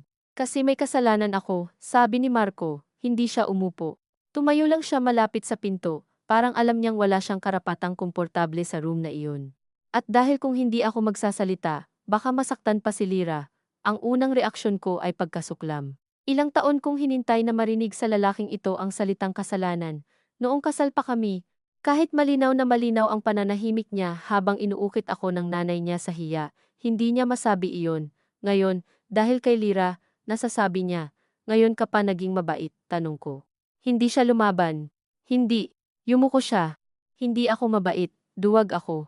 Matagal. Si Mama Celia ay umupo sa dulo, hindi nagsalita, iyon ang mas nagpakaba sa akin. Ang babaeng dati laging may sagot, ngayon tahimik. Noong nalaman mong hindi tayo magkaanak, sabi ni Marco, alam kong hindi ikaw ang problema. Parang tumigil ang electric fan kahit patuloy pa itong umiikot. Narinig ko ang maliit na langit-ngit ng blade, ang tulo ng tubig mula sa payong sa sahig, ang sariling hinga kong biglang naging mabigat. Ano? Sabi ko. Hindi ko nakilala ang boses ko. Marco closed his eyes for a second. Nagpatest ako noon, hindi ko sinabi sa'yo. Ako ang may problema, Mara, hindi ikaw. Kung may sumigaw sa labas noon, hindi ko narinig. Kung may pumasok, hindi ko nakita. Ang nakita ko lang ay ang pulang pulsera sa palad ko, at sa likod nito, lahat ng gabing nakaluhod ako sa banyo, nagbibilang ng araw, nagtatago ng pregnancy test sa basurahan, umiinom ng kung anong pinakuluang dahon na bigay ni Mama Celia, kahit nasusuka ako sa pait, habang si Marco ay tahimik na nanonood. Alam mo, tanong ko kay Mama Celia, hindi siya tumingin agad. Nang tumingin siya, wala ang dating talas, parang tumanda siya sa loob ng ilang minuto. Nalaman ko bandang huli, sabi niya. Pero ano, halos hindi ko maipasok ang hangin sa dibdib ko. Pero mas madaling sisihin ako. Walang sumagot. Iyon ang sagot. Parang may sumabog sa loob ko, pero hindi gaya ng galit na nakasanayan ko. Hindi ito apoy. Para itong tubig na biglang bumuhos at lumusot sa lahat ng siwang ng katawan ko. Ilang taon kong dinala ang salitang baog, ilang taon kong hinayaang maging balat ko iyon. Ilang taon kong pinatunayan sa mga tao, sa sarili ko, kay Lira, na kaya kong maging ina dahil may kailangang patunayan. At ngayon, sa isang maliit na PTA room na amoy basang sapatos at lumang papel, sinasabi nilang ang ugat pala ng kahihiyan ko ay kasinungalingang pinili nilang panatilihin dahil mas komportable silang ako ang masira. Tumayo ako. Hayop ka, sabi ko kay Marco, pero hindi malakas, mas malala dahil malinaw. Pinanood mo akong durugin ng nanay mo. Tumango siya, luha sa mata, pero hindi iyon sapat. Walang luha na makakabayad sa mga taon. Akala ko kapag sinabi ko, mawawala ang natitirang respeto nyo sa akin, sabi niya. Respeto. Napatawa ako, pero nanginginig na. Kinuha mo ang respeto ko sa sarili ko para ingatan ang sayo. Si Elias ay tahimik lang sa gilid, hindi siya nakialam. At iyon ang una kong napansin na hindi niya sinusubukang magmukhang bayani. Kung ito ang lihim na matagal niyang alam, pwede niya akong pahiyain noong gabi ng pulseras. Pwede niyang sabihin, Mara, mali ka, hindi ikaw ang baog, asawa mo. Pero hindi niya ginawa, hindi dahil lihim niya iyon, kundi dahil hindi niya ginamit ang sugat ko para manalo sa away, at doon unang gumalaw ang hiya sa loob ko ng mas malinaw. Paano napunta kay Lira ang lahat ng ito? Tanong ko, hawak pa rin ang sarili sa galit dahil kung hindi, baka bumagsak ako. Si Rafael ang sumagot. Si Reyna ang dating kasambahay sa kapitbahay ni na Marco. Bata pa siya noon, nabuntis siya ng lalaking ayaw panagutan. Hindi ako proud sa ginawa ko, pero ako ang nagdala sa kanya sa laying-in. Ako rin ang pumirma sa ilang papeles dahil wala siyang ID na maayos. Noong lumabas ang usapan na may mag-asawang gustong mag-ampon, napatingin siya kay Marco, narinig ni Marco. Si Marco ay napaupo na sa dulo ng monoblock chair. Gusto kong ayusin ang kasal natin, sabi niya, hindi makatingin. Akala ko kapag may bata, tatahimik si mama, tatahimik ang mga tao. Titigil ka sa pag-iyak tuwing dumarating ang reglamo. Kaya kumuha ka ng bata para takpan ang kasinungalingan mo. Tanong ko, hindi ganoon kasimple, sabi niya, pero agad din siyang tumahimik, parang narinig niya ang sarili niyang palusot. Oo, ganoon nga siguro. Pero mahal ko rin si Lira, Mara, hindi perpekto, hindi sapat, pero minahal ko siya. Napatingin ako sa kanya ng matagal. May bahagi sa akin na gustong sabihin, hindi, wala kang karapatang sabihing minahal mo siya. Pero naalala ko ang ilang gabing buhat niya si Lira habang may sipon, ang pagbili niya ng maliit na tsinelas sa palengke, ang tawang pinilit kong kalimutan dahil mas madali kung puro sama lang siya sa alaala ko. Hindi siya naging mabuting asawa. Hindi siya naging matapang na lalaki. Pero hindi ibig sabihin wala siyang sandaling naging totoo. Iyon ang nakakainis sa mga taong nanakit sa atin, bihira silang ganap na halimaw. Kaya mas mahirap silang kalimutan. At si Elias, tanong ko, paano siya napasok dito? Si Elias ang sumagot, ngayon lang, noong ikinasal tayo, sinabi mo sa akin na ayaw mong balikan ang kahit ano tungkol sa adoption. Sinabi mo, sapat na ang papel. Pero isang araw, habang inaayos ko ang lumang kabinet, nakita ko ang pulsera sa ilalim ng kahon ng resibo. Hindi ko sinadyang kunin, binasa ko lang ang pangalan ng klinik. May maliit na papel sa tabi, may initials na R, D. Akala ko noon baka may medical record na kailangan balang araw. Hindi ko alam kung bakit, pero hinanap ko ang klinik. Hindi mo sinabi sa akin, hindi, sabi niya. Walang palusot sa boses. Dapat sinabi ko. Bakit hindi? Tumingin siya sa akin ng diretsyo. Dahil tuwing may nababanggit tungkol sa pinagmulan ni Lira, parang kinakalaban mo agad ang multo. Natakot akong kung sabihin ko, masasaktan ka. Natakot akong kung hindi ko alamin muna, baka may biglang lumitaw na hindi tayo handa. Kaya ikaw ang naghanda mag-isa. Oo, sabi niya. At mali iyon. Gusto kong kumapit sa salitang mali. Gusto kong sabihin, kita mo, ikaw rin may kasalanan. Pero habang pinagmamasdan ko ang mukha niya, naalala ko ang mensaheng hindi para sa akin, para sa kanya. Ang mga gabing sinasabi niyang huwag kong pagalitan si Lira sa mga tanong nito tungkol sa tunay na nanay, ang paraan ng pag-upo niya sa gilid ng kama kapag nilalagnat ang bata, hawak lang ang bimpo, hindi inaagaw ang lugar ko, naghihintay kung ano ang ipapagawa ko. Ilang beses ko bang binasa iyon bilang pagmamayabang? Ilang beses kong inisip na gusto niyang patunayan na mas mabuting magulang siya kaysa sa akin. Nakita ko si Rafael sa clinic record, patuloy ni Elias. Mahirap hanapin, lumang address, ilang buwan din. Noong nakausap ko siya, sinabi niyang may babae, si Reyna, na matagal nang gustong magpadala ng kaunting gamit at sulat, pero pinigilan niya dahil ayaw niyang guluhin si Lira. Hindi siya nanghihingi ng pera.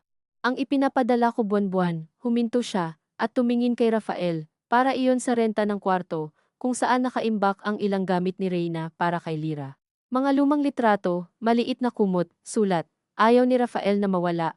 Ako ang nagpresinta dahil ayokong isang araw, kapag handa na si Lira magtanong, wala na tayong maibigay. Parang may gumuhit na malamig na linya mula noo ko pababa sa dibdib. Gamit, litrato, sulat, hindi babae ni Elias. Hindi bayad kay Marco. hindi sa buwatan para agawin ang bata. Mga bagay na maaring kailanganin ni Lyra balang araw, at ako, dahil takot akong may ibang kwento bukod sa akin, muntik ko nang sunugin ang tulay, bago ko pa makita kung saan papunta. Pero bakit sinabi ni Joy na huwag ibigay ang bata kay Rafael? Tanong ko, kumakapit sa natitirang dulo ng hinala. Rafael lowered his head. Dahil noon, hindi ako mabuting guardian, umiinom ako. Galit ako kay Reyna dahil nadagdagan ang pasanin ko. Noong nanganak siya, nag-away kami. Sinabi ko sa social worker na kung hindi niya kayang buhayin ang bata, huwag na niyang balikan. Masakit sabihin, pero totoo. Kaya nang pumirma siya, nakalagay na huwag ibigay sa akin ang bata. Hindi dahil kukunin ko siya ngayon. Dahil noon, hindi ako ligtas na tao, hindi siya nagmamalinis, iyon ang mahirap tanggihan. Nagbago ako, pero hindi ibig sabihin may karapatan ako. Gusto ko lang sanang sabihin kay Elias kung sino ang dapat hanapin, kung balang araw, gusto ni Lyra malaman. Si Reyna, bulong ko, parang ang pangalan mismo ay may bigat na hindi akin. Alam ba niyang nandito ka? Hindi, sabi ni Rafael. Sinabi niya sa akin na huwag akong pupunta sa school, hindi ako nakinig. Nabalitaan kong hinahanap ako ni Marco, tapos tumawag si Elias na wag muna akong lalapit dahil magulo pa. Natakot ako. Akala ko baka itago ninyo na naman sa bata lahat, kaya pumunta ako. Mali rin. Ang daming mali sa kwartong iyon. Mali ni Marco. Mali ni Mama Celia. Mali ni Rafael. Mali ni Elias. At sa gitna, naroon ang mali ko, na kanina ko pa gustong iwasan dahil kapag inamin ko iyon, wala na akong pader. Hindi ako nagsinungaling tungkol sa pagmamahal ko kay Lyra. Pero ginamit ko ang pagmamahal na iyon na parang kandado. Kapag may gustong magdagdag sa mundo niya, ang una kong naisip ay bawas sa akin. Kapag may taong nagmahal sa kanya, inakala kong inaagawan ako. Kapag may tanong siya tungkol sa pinanggalingan niya, narinig ko iyon bilang reklamo laban sa akin. At kagabi, ang batang iyon ang pinarusahan ko sa mga kasalanang hindi niya ginawa. Bumukas ang pinto, si Teacher Agnes, mahina ang katok, sumilip. Ma'am Mara, si Lyra po, pwede raw po ba niyang kunin ang drawing niya sa bag ninyo? Sabi niya naiwan po yata. Napatingin ako sa bag ko, nandoon pa ang drawing. Ang bahay na may tatlo sa harap at figurang walang mukha sa likod na may hawak na pulang bilog. Kinuha ko ito. Ako na ang magbibigay. Paglabas ko sa guidance office, nakita ko si Lyra na nakaupo sa maliit na sofa, katabi ang water dispenser. May baso siyang hawak pero hindi umiinom. Nang makita niya ako, tumayo siya agad, parang batang handang pagalitan kahit wala pang sinasabi. Iyon ang larawan na unang bumiyak sa akin. Hindi ang dokumento, hindi ang amin ni Marco, hindi ang paliwanag ni Elias. Ang anak kong 6 na taong gulang, nakatayo ng tuwid, handang saluhin ang galit ng matatanda. Lumuhod ako sa harap niya. Hindi ko alam kung nakatingin ang iba. Wala na akong pakialam. Lyra, sabi ko, Mama made a mistake, sanay kaming maghalo ng English kapag mahirap ang Tagalog, pero ngayon parang mas mahirap kahit anong wika. Tumitig siya sa akin, hindi sigurado, galit pa po kayo. Hindi sayo. Napailing ako. Dapat hindi ako nagalit sayo kagabi. Kumurap siya, at doon tumulo ang unang luha niya.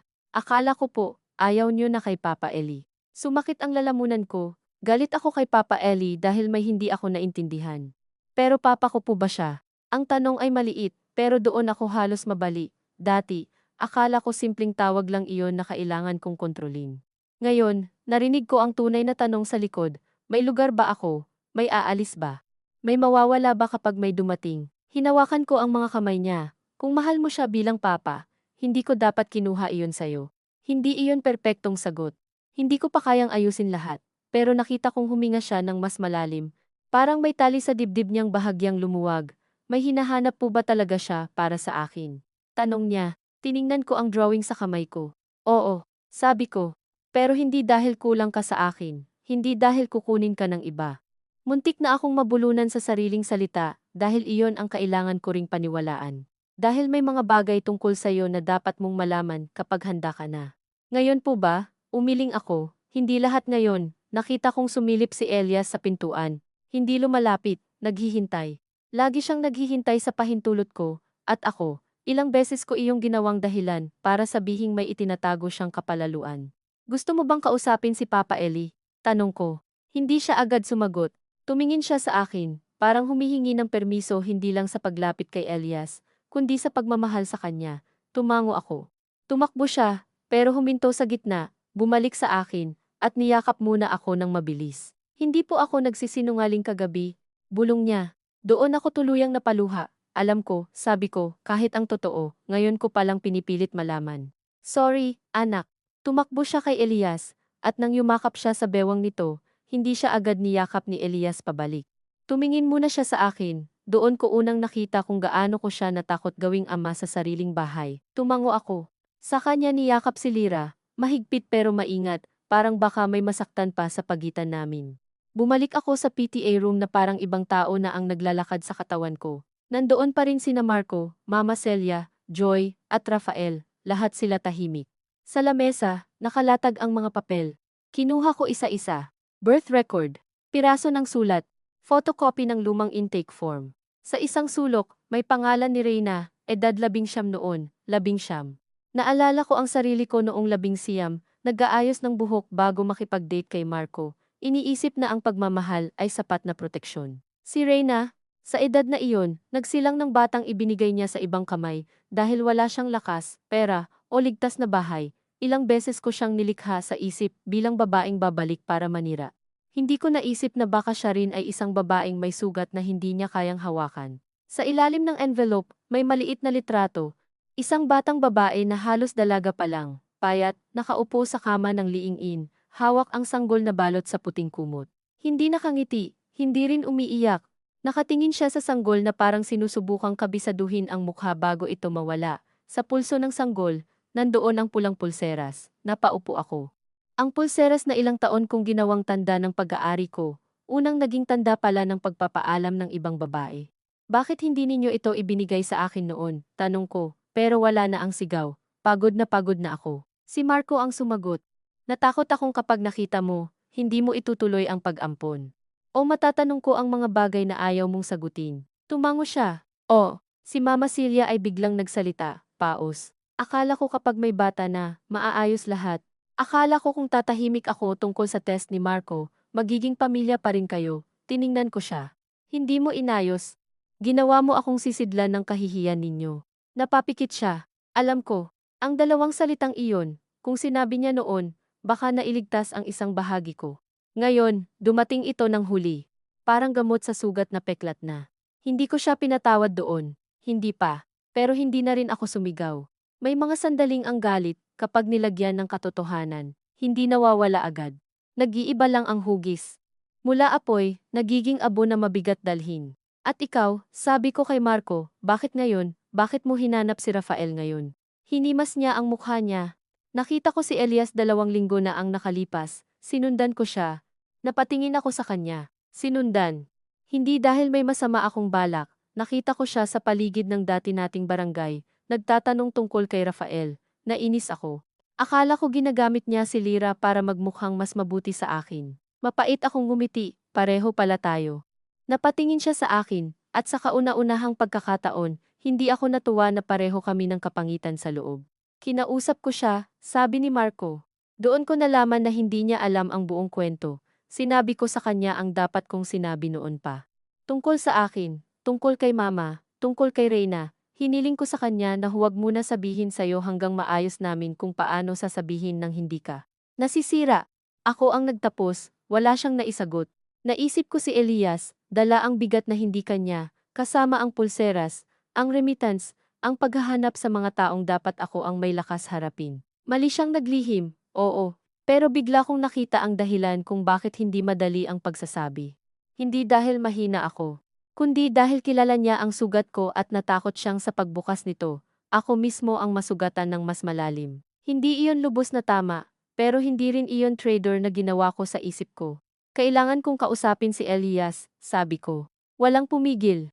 Pero bago ako lumabas, tumawag si Rafael. Mara, lumingon ako, may isa pa, tumaas ang balahibo ko. Sa dami ng nalaman ko, pagod na akong makarinig ng isa pa.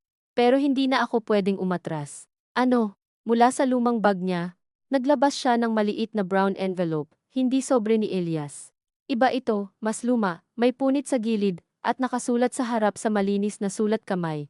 Para kay Lira, kapag kaya na niyang magtanong, hindi ko ito kinuha agad.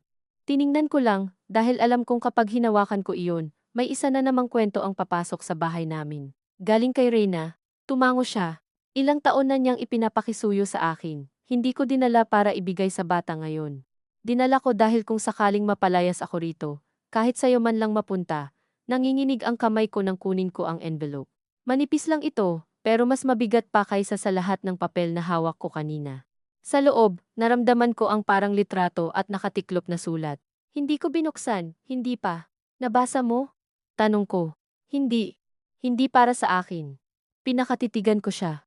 Ang lalaking kanina inisip kong panganib, marahil may mga kasalanan nga noon, marahil may dungis din, pero sa sandaling iyon, mas maingat pa siya sa hangganan ni Lira kaysa sa akin kagabi. Iyon ang masakit, ang makita na hindi lang ako ang marunong magmahal. At hindi lahat ng pagmamahal na hindi galing sa akin ay banta. Lumabas ako ng PTA room dala ang brown envelope, ang plastic envelope, at ang pulang pulsera sa bulsa. Sa hallway, si Elias ay nakaupo sa mahabang bangko, si Lira sa tabi niya, pinapakita ang drawing. Hindi ko narinig ang sinasabi niya. Pero nakita kong itinuro niya ang figurang walang mukha sa likod ng bahay. Si Elias ay nakikinig, hindi niya itinatama, hindi niya inuuna ang paliwanag niya. Nang makita niya ako, tumayo siya. Si Lira ay tumingin din. Anak, sabi ko, pwede bang kausapin ko muna si Papa Eli? Tumango siya, pero bago umalis kasama si Teacher Agnes, lumapit siya sa akin at isinilid sa kamay ko ang drawing.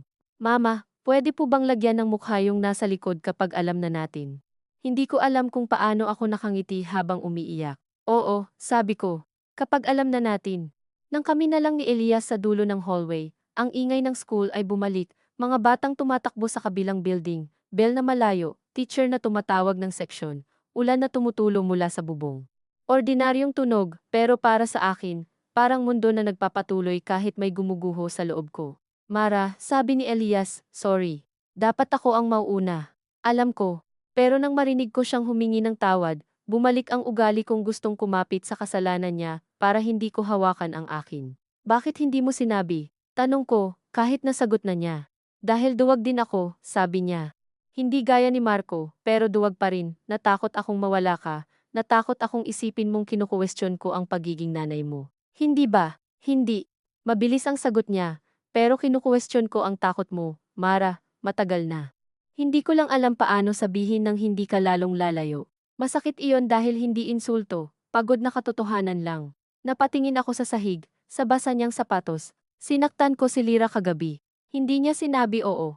Hindi rin niya sinabi hindi. Ang katahimikan niya ang naging salamin. Sinaktan ko rin ikaw, dagdag ko. Oo, sabi niya, mahina. Doon ako halos mawalan ng lakas, kasi kung sumigaw siya, lalaban ako. Kung naglista siya ng kasalanan ko, maglilista rin ako. Pero ang simpleng oo, walang dagdag, walang panumbat, ay parang kamay na nagtanggal ng huling tabing sa mukha ko. Akala ko inaagaw mo siya. Alam ko.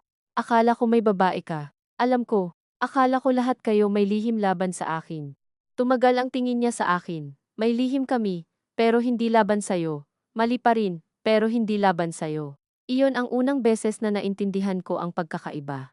Hindi lahat ng hindi sinasabi sa atin ay ginawa para saktan tayo. Pero minsan, kahit hindi iyon ang layunin, iyon pa rin ang tama, at ang sugat, kahit aksidente, sugat pa rin. Hindi ko alam kung paano ko haharapin si Lira, sabi ko. Sa pag-uwi, baka matakot na siya sa akin. Huwag mong ayusin lahat sa isang gabi, sabi niya. Huwag mo siyang piliting ngumiti para gumaan ang loob mo. Napatingin ako sa kanya, tinamaan ako roon. Ganoon ako madalas, kapag nagsorry ako, gusto ko agad may yakap, may balik sa dati, may patunay na hindi ako masamang tao. Pero ang bata, hindi obligadong aliwin ang nanay na nakasakit sa kanya.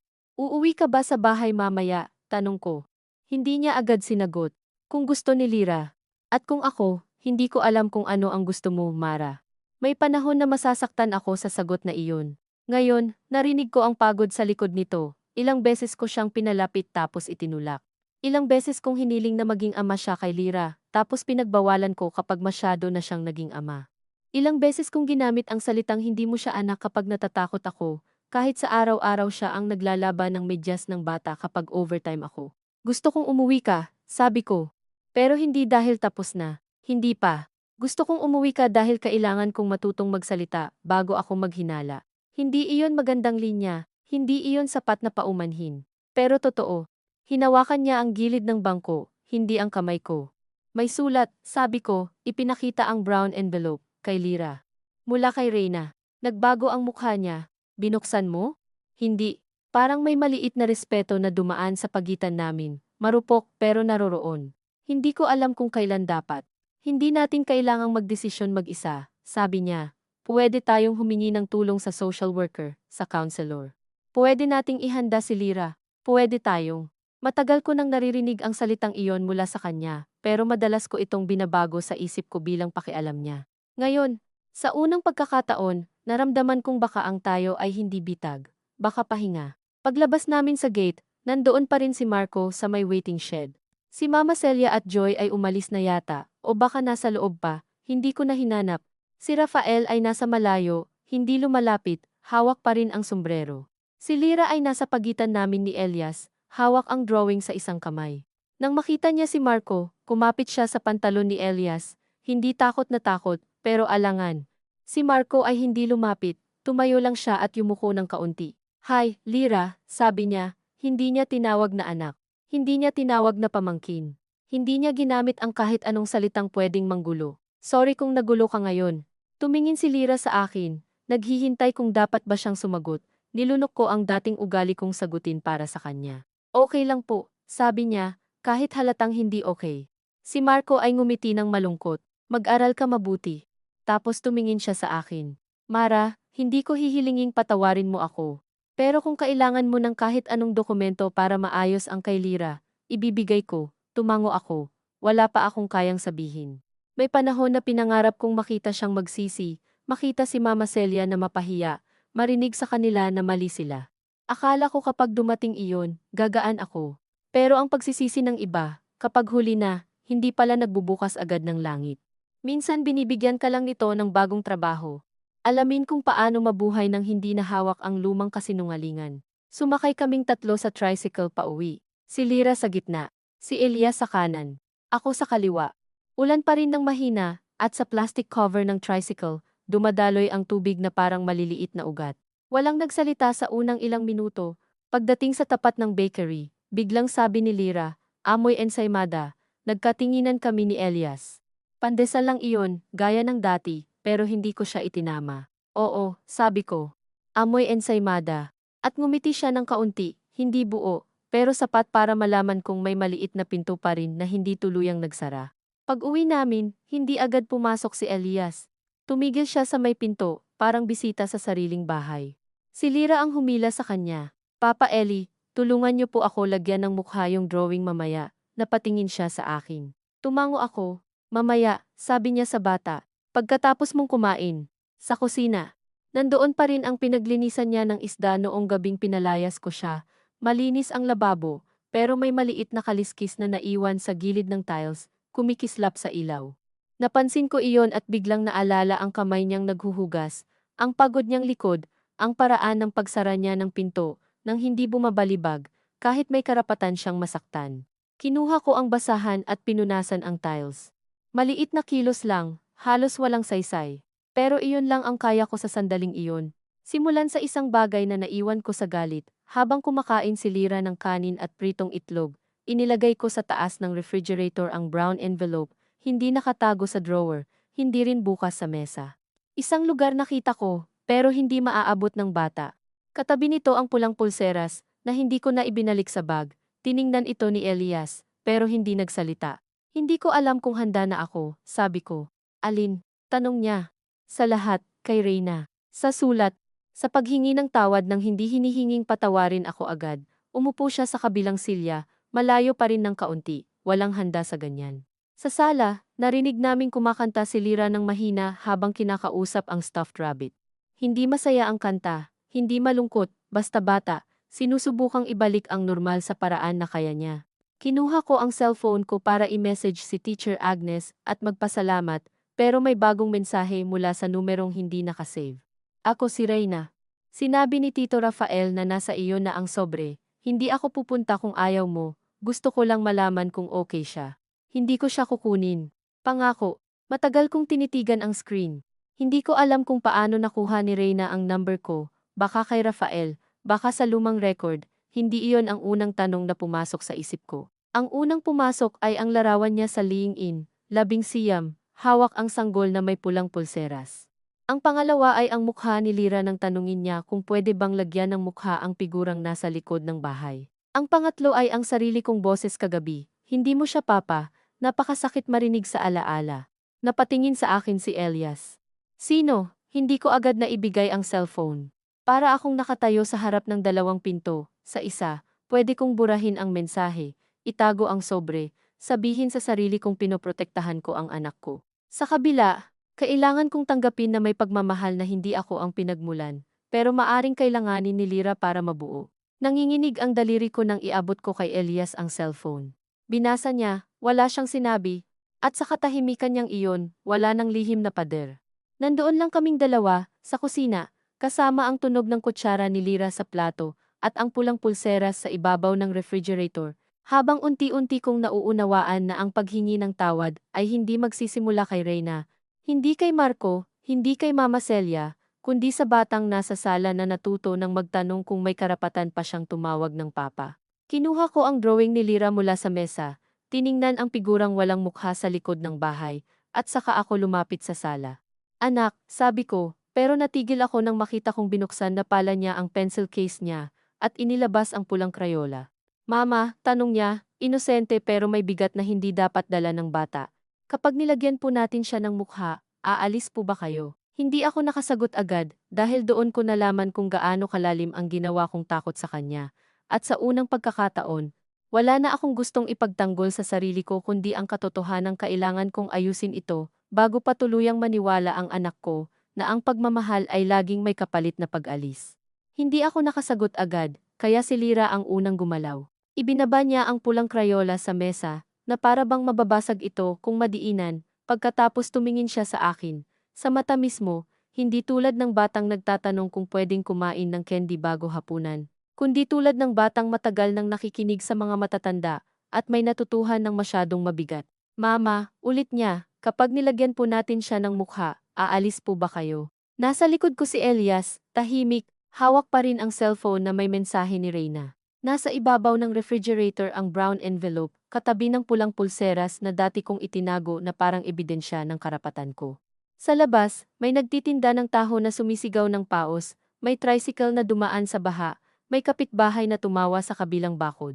Ordinaryo ang mundo sa labas ng bahay namin, pero sa loob, ang tanong ng anak ko ang parang huminto sa lahat. Lumuhod ako sa harap niya, hindi ko hinawakan agad ang kamay niya. Natutuhan ko na noon pa lang, sa pinakamasakit na paraan, na hindi lahat ng yakap ay gamot kung ginagamit mo lang para patahimikin ang sariling konsensya. Hindi ako aalis, sabi ko. At hindi rin kailangang may umalis dahil may mukha tayong ilalagay. Kumurap siya, parang gusto niyang maniwala pero hindi pa alam kung ligtas. Pero nagalit po kayo noong tinawag ko siyang papa. Naramdaman kong kumilos si Elias sa likod ko, pero hindi siya nagsalita. Mabuti iyon. Kailangan kong marinig ang sinabi ni Lira nang hindi may sasalo sa akin. Nagkamali ako, sabi ko, hindi dahil mali kang tumawag sa kanya ng papa. Nagkamali ako dahil natakot ako, at kapag natatakot ako, minsan nagiging masakit ako magsalita. Sa akin po, tanong niya, mahina. Oo, sagot ko, hindi ko na nilambutan ang totoo. Sayo, at hindi mo kasalanan iyon. Hindi siya agad umiyak. Hinawakan niya ang stuffed rabbit niya, iyong may tahi sa tenga, tapos idinikit sa dibdib. Akala ko po kapag may tunay akong mommy, hindi niyo na ako anak, doon ako napaupo sa sahig. May mga salitang kapag lumabas sa bibig ng bata, hindi na sila bata, nagiging salamin sila ng lahat ng itinago mong sama. Lira, sabi ko, ako ang mama mo, si Reyna ang babaeng nagsilang sayo. Hindi natin kailangang gawing kalaban ang dalawa. Mahirap sabihin iyon, hindi ako banal. Hindi ako biglang naging maluwag ang puso, dahil lang nalaman ko ang totoo. Habang sinasabi ko ang pangalan ni Reyna, may kirot pa rin sa loob ko, parang may maliit na kamay na humihila sa akin pabalik sa dating takot. Pero ngayon, alam ko na ang takot ko ang hindi dapat umupo sa upuan ng anak ko. Mahal niyo pa rin po ako, kahit gusto kong malaman, tanong niya. Napapikit ako. Naisip ko ang mga gabing tinanong niya kung bakit wala siyang baby picture sa tiyan ko, at kung paano ko laging sinasagot ng, nandito ka na, iyon ang mahalaga, dahil iyon ang mas madali para sa akin. Hindi pala laging sapat ang sagot na iyon. Minsan ang bata, hindi naghahanap ng kapalit ng pinagmulan niya. Hinahanap lang niya kung bakit may parte ng kwento niya na parang bawal. Oo, sabi ko. Mas mahal pa rin kita kapag nagtatanong ka. Kahit masakit sa akin, karapatan mong magtanong. Noon niya inilapit ang maliit niyang kamay sa mukha ko. Hindi niya ako niyakap agad. Hinawakan niya muna ang pisngi ko, tulad ng ginagawa ko sa kanya, kapag nilalagnat siya. Don't cry, mama, bulong niya.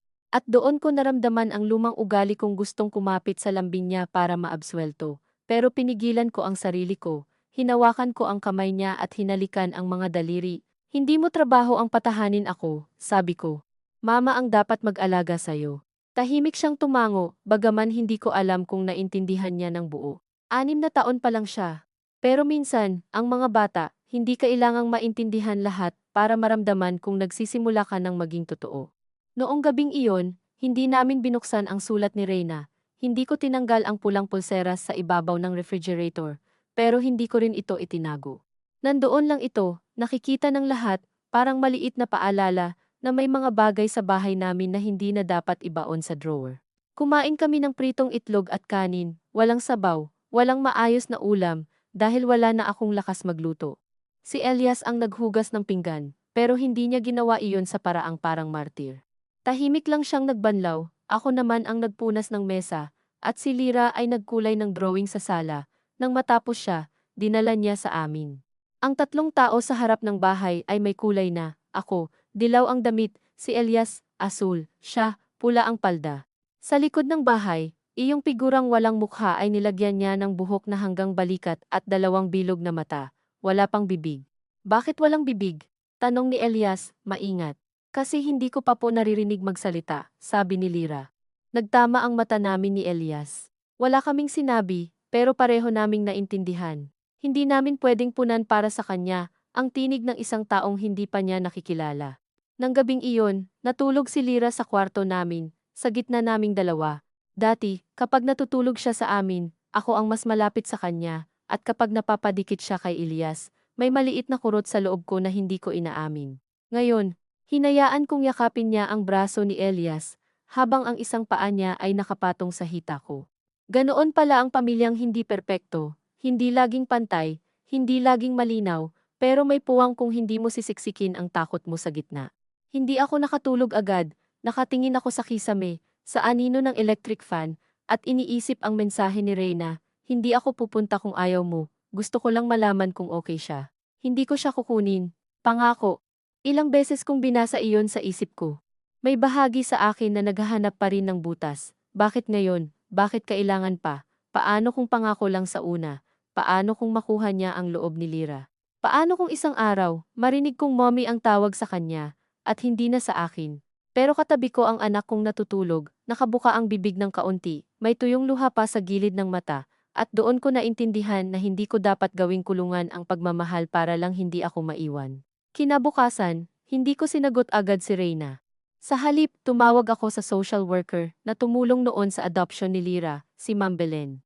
Matagal bago niya ako nakilala sa telepono, pero nang sabihin ko ang buong pangalan ni Lira at ang dating pangalan sa record, tumahimik siya. Mara, sabi niya, handa ka na ba talagang pag-usapan ito? Hindi ako sigurado. Pero sa unang pagkakataon, hindi ko ginawang dahilan ang hindi pagiging sigurado para magsara ng pinto. Nakipagkita kami sa kanya sa munisipyo, pagkatapos ng 2 araw. Si Elias ang kasama ko. Si Lira ay nasa school. Dala ko ang brown envelope, ang plastic envelope, at ang pulang pulseras na inilagay ko sa maliit na ziplock, hindi dahil ebidensya ito laban kanino man, kundi dahil ayaw ko na itong mawala ulit sa kung saang sulok ng takot. Sa opisina ni Ma'am Belen, may lumang filing cabinet, kalendaryong may larawan ng mayon, at maliit na altar ni Mama Mary sa tabi ng printer. Amoy papel at alkohol, umupo ako sa harap niya, at kahit matagal na akong hindi batang pinapagalitan, pakiramdam ko naghihintay ako ng report card ng sarili kong pagiging ina. Binasa niya ang ilang dokumento, pagkatapos tiningnan ako. Mara, legally, ikaw ang nanay ni Lira. Walang aagaw sa kanya dahil lang gusto makilala ng biological mother. Pero emotionally, kailangan ninyong ingatan kung paano ninyo ito bubuksan. Ayaw ko siyang lituhin, sabi ko. Naiintindihan ko.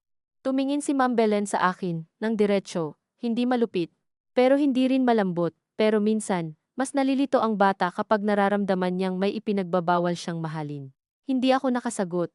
Si Elias, nasa tabi ko, hindi hinawakan ang kamay ko, pero inilapit niya ang baso ng tubig, maliit na kilos.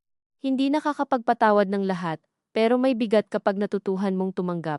Napagkasunduan namin na hindi muna kami makikipagkita kay Reyna ng biglaan. Una, kakausapin namin siya kasama si Ma'am Belen. Pangalawa, babasahin muna naming mag-asawa ang sulat, hindi para ikubli, kundi para malaman kung paano ipapaliwanag kay Lira nang hindi siya lulunurin.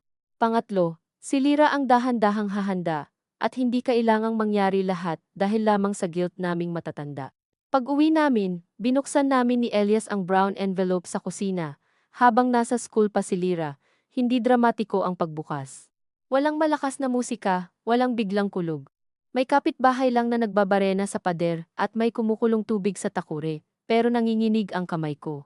Sa loob, may 3 litrato, isang maliit na piraso ng tela mula sa kumot ng sanggol, at isang sulat na 4 na pahina. Hindi ko babanggitin lahat ng nakasulat doon.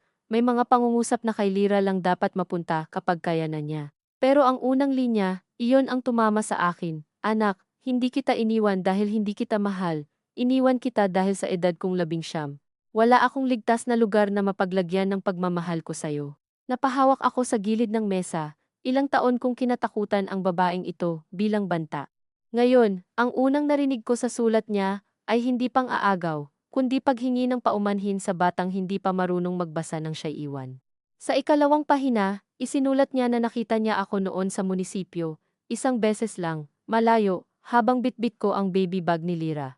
Sinabi niyang hindi siya lumapit dahil nakita niyang marunong akong hawakan ang bata kahit halatang takot ako. Sa linyang iyon, umiyak ako, hindi dahil pinuri niya ako, kundi dahil may isang babae pala, ang tunay na ina ni Lira sa dugo, na nakita ako sa panahong akala ko lahat ng mata ay humuhusga, at ang nakita niya ay hindi pagkukunwari, kundi takot na may kasamang pag-aalaga.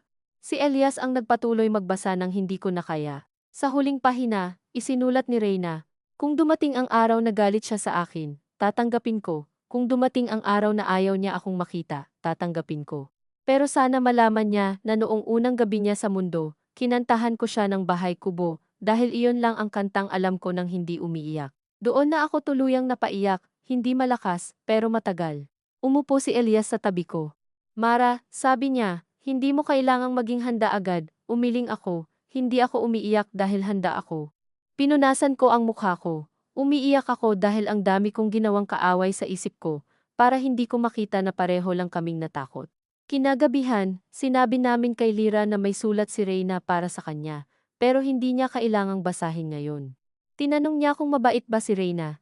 Hindi ko alam ang sagot, kaya sinabi ko ang totoo, mukhang mahal ka niya, at mukhang may mga pagkakamali rin siya, tulad ng lahat ng matatanda. Tiningnan niya ang pulang pulseras na nasa mesa. Siya po ba ang naglagay niyan sa akin? Sa klinik, sabi ko.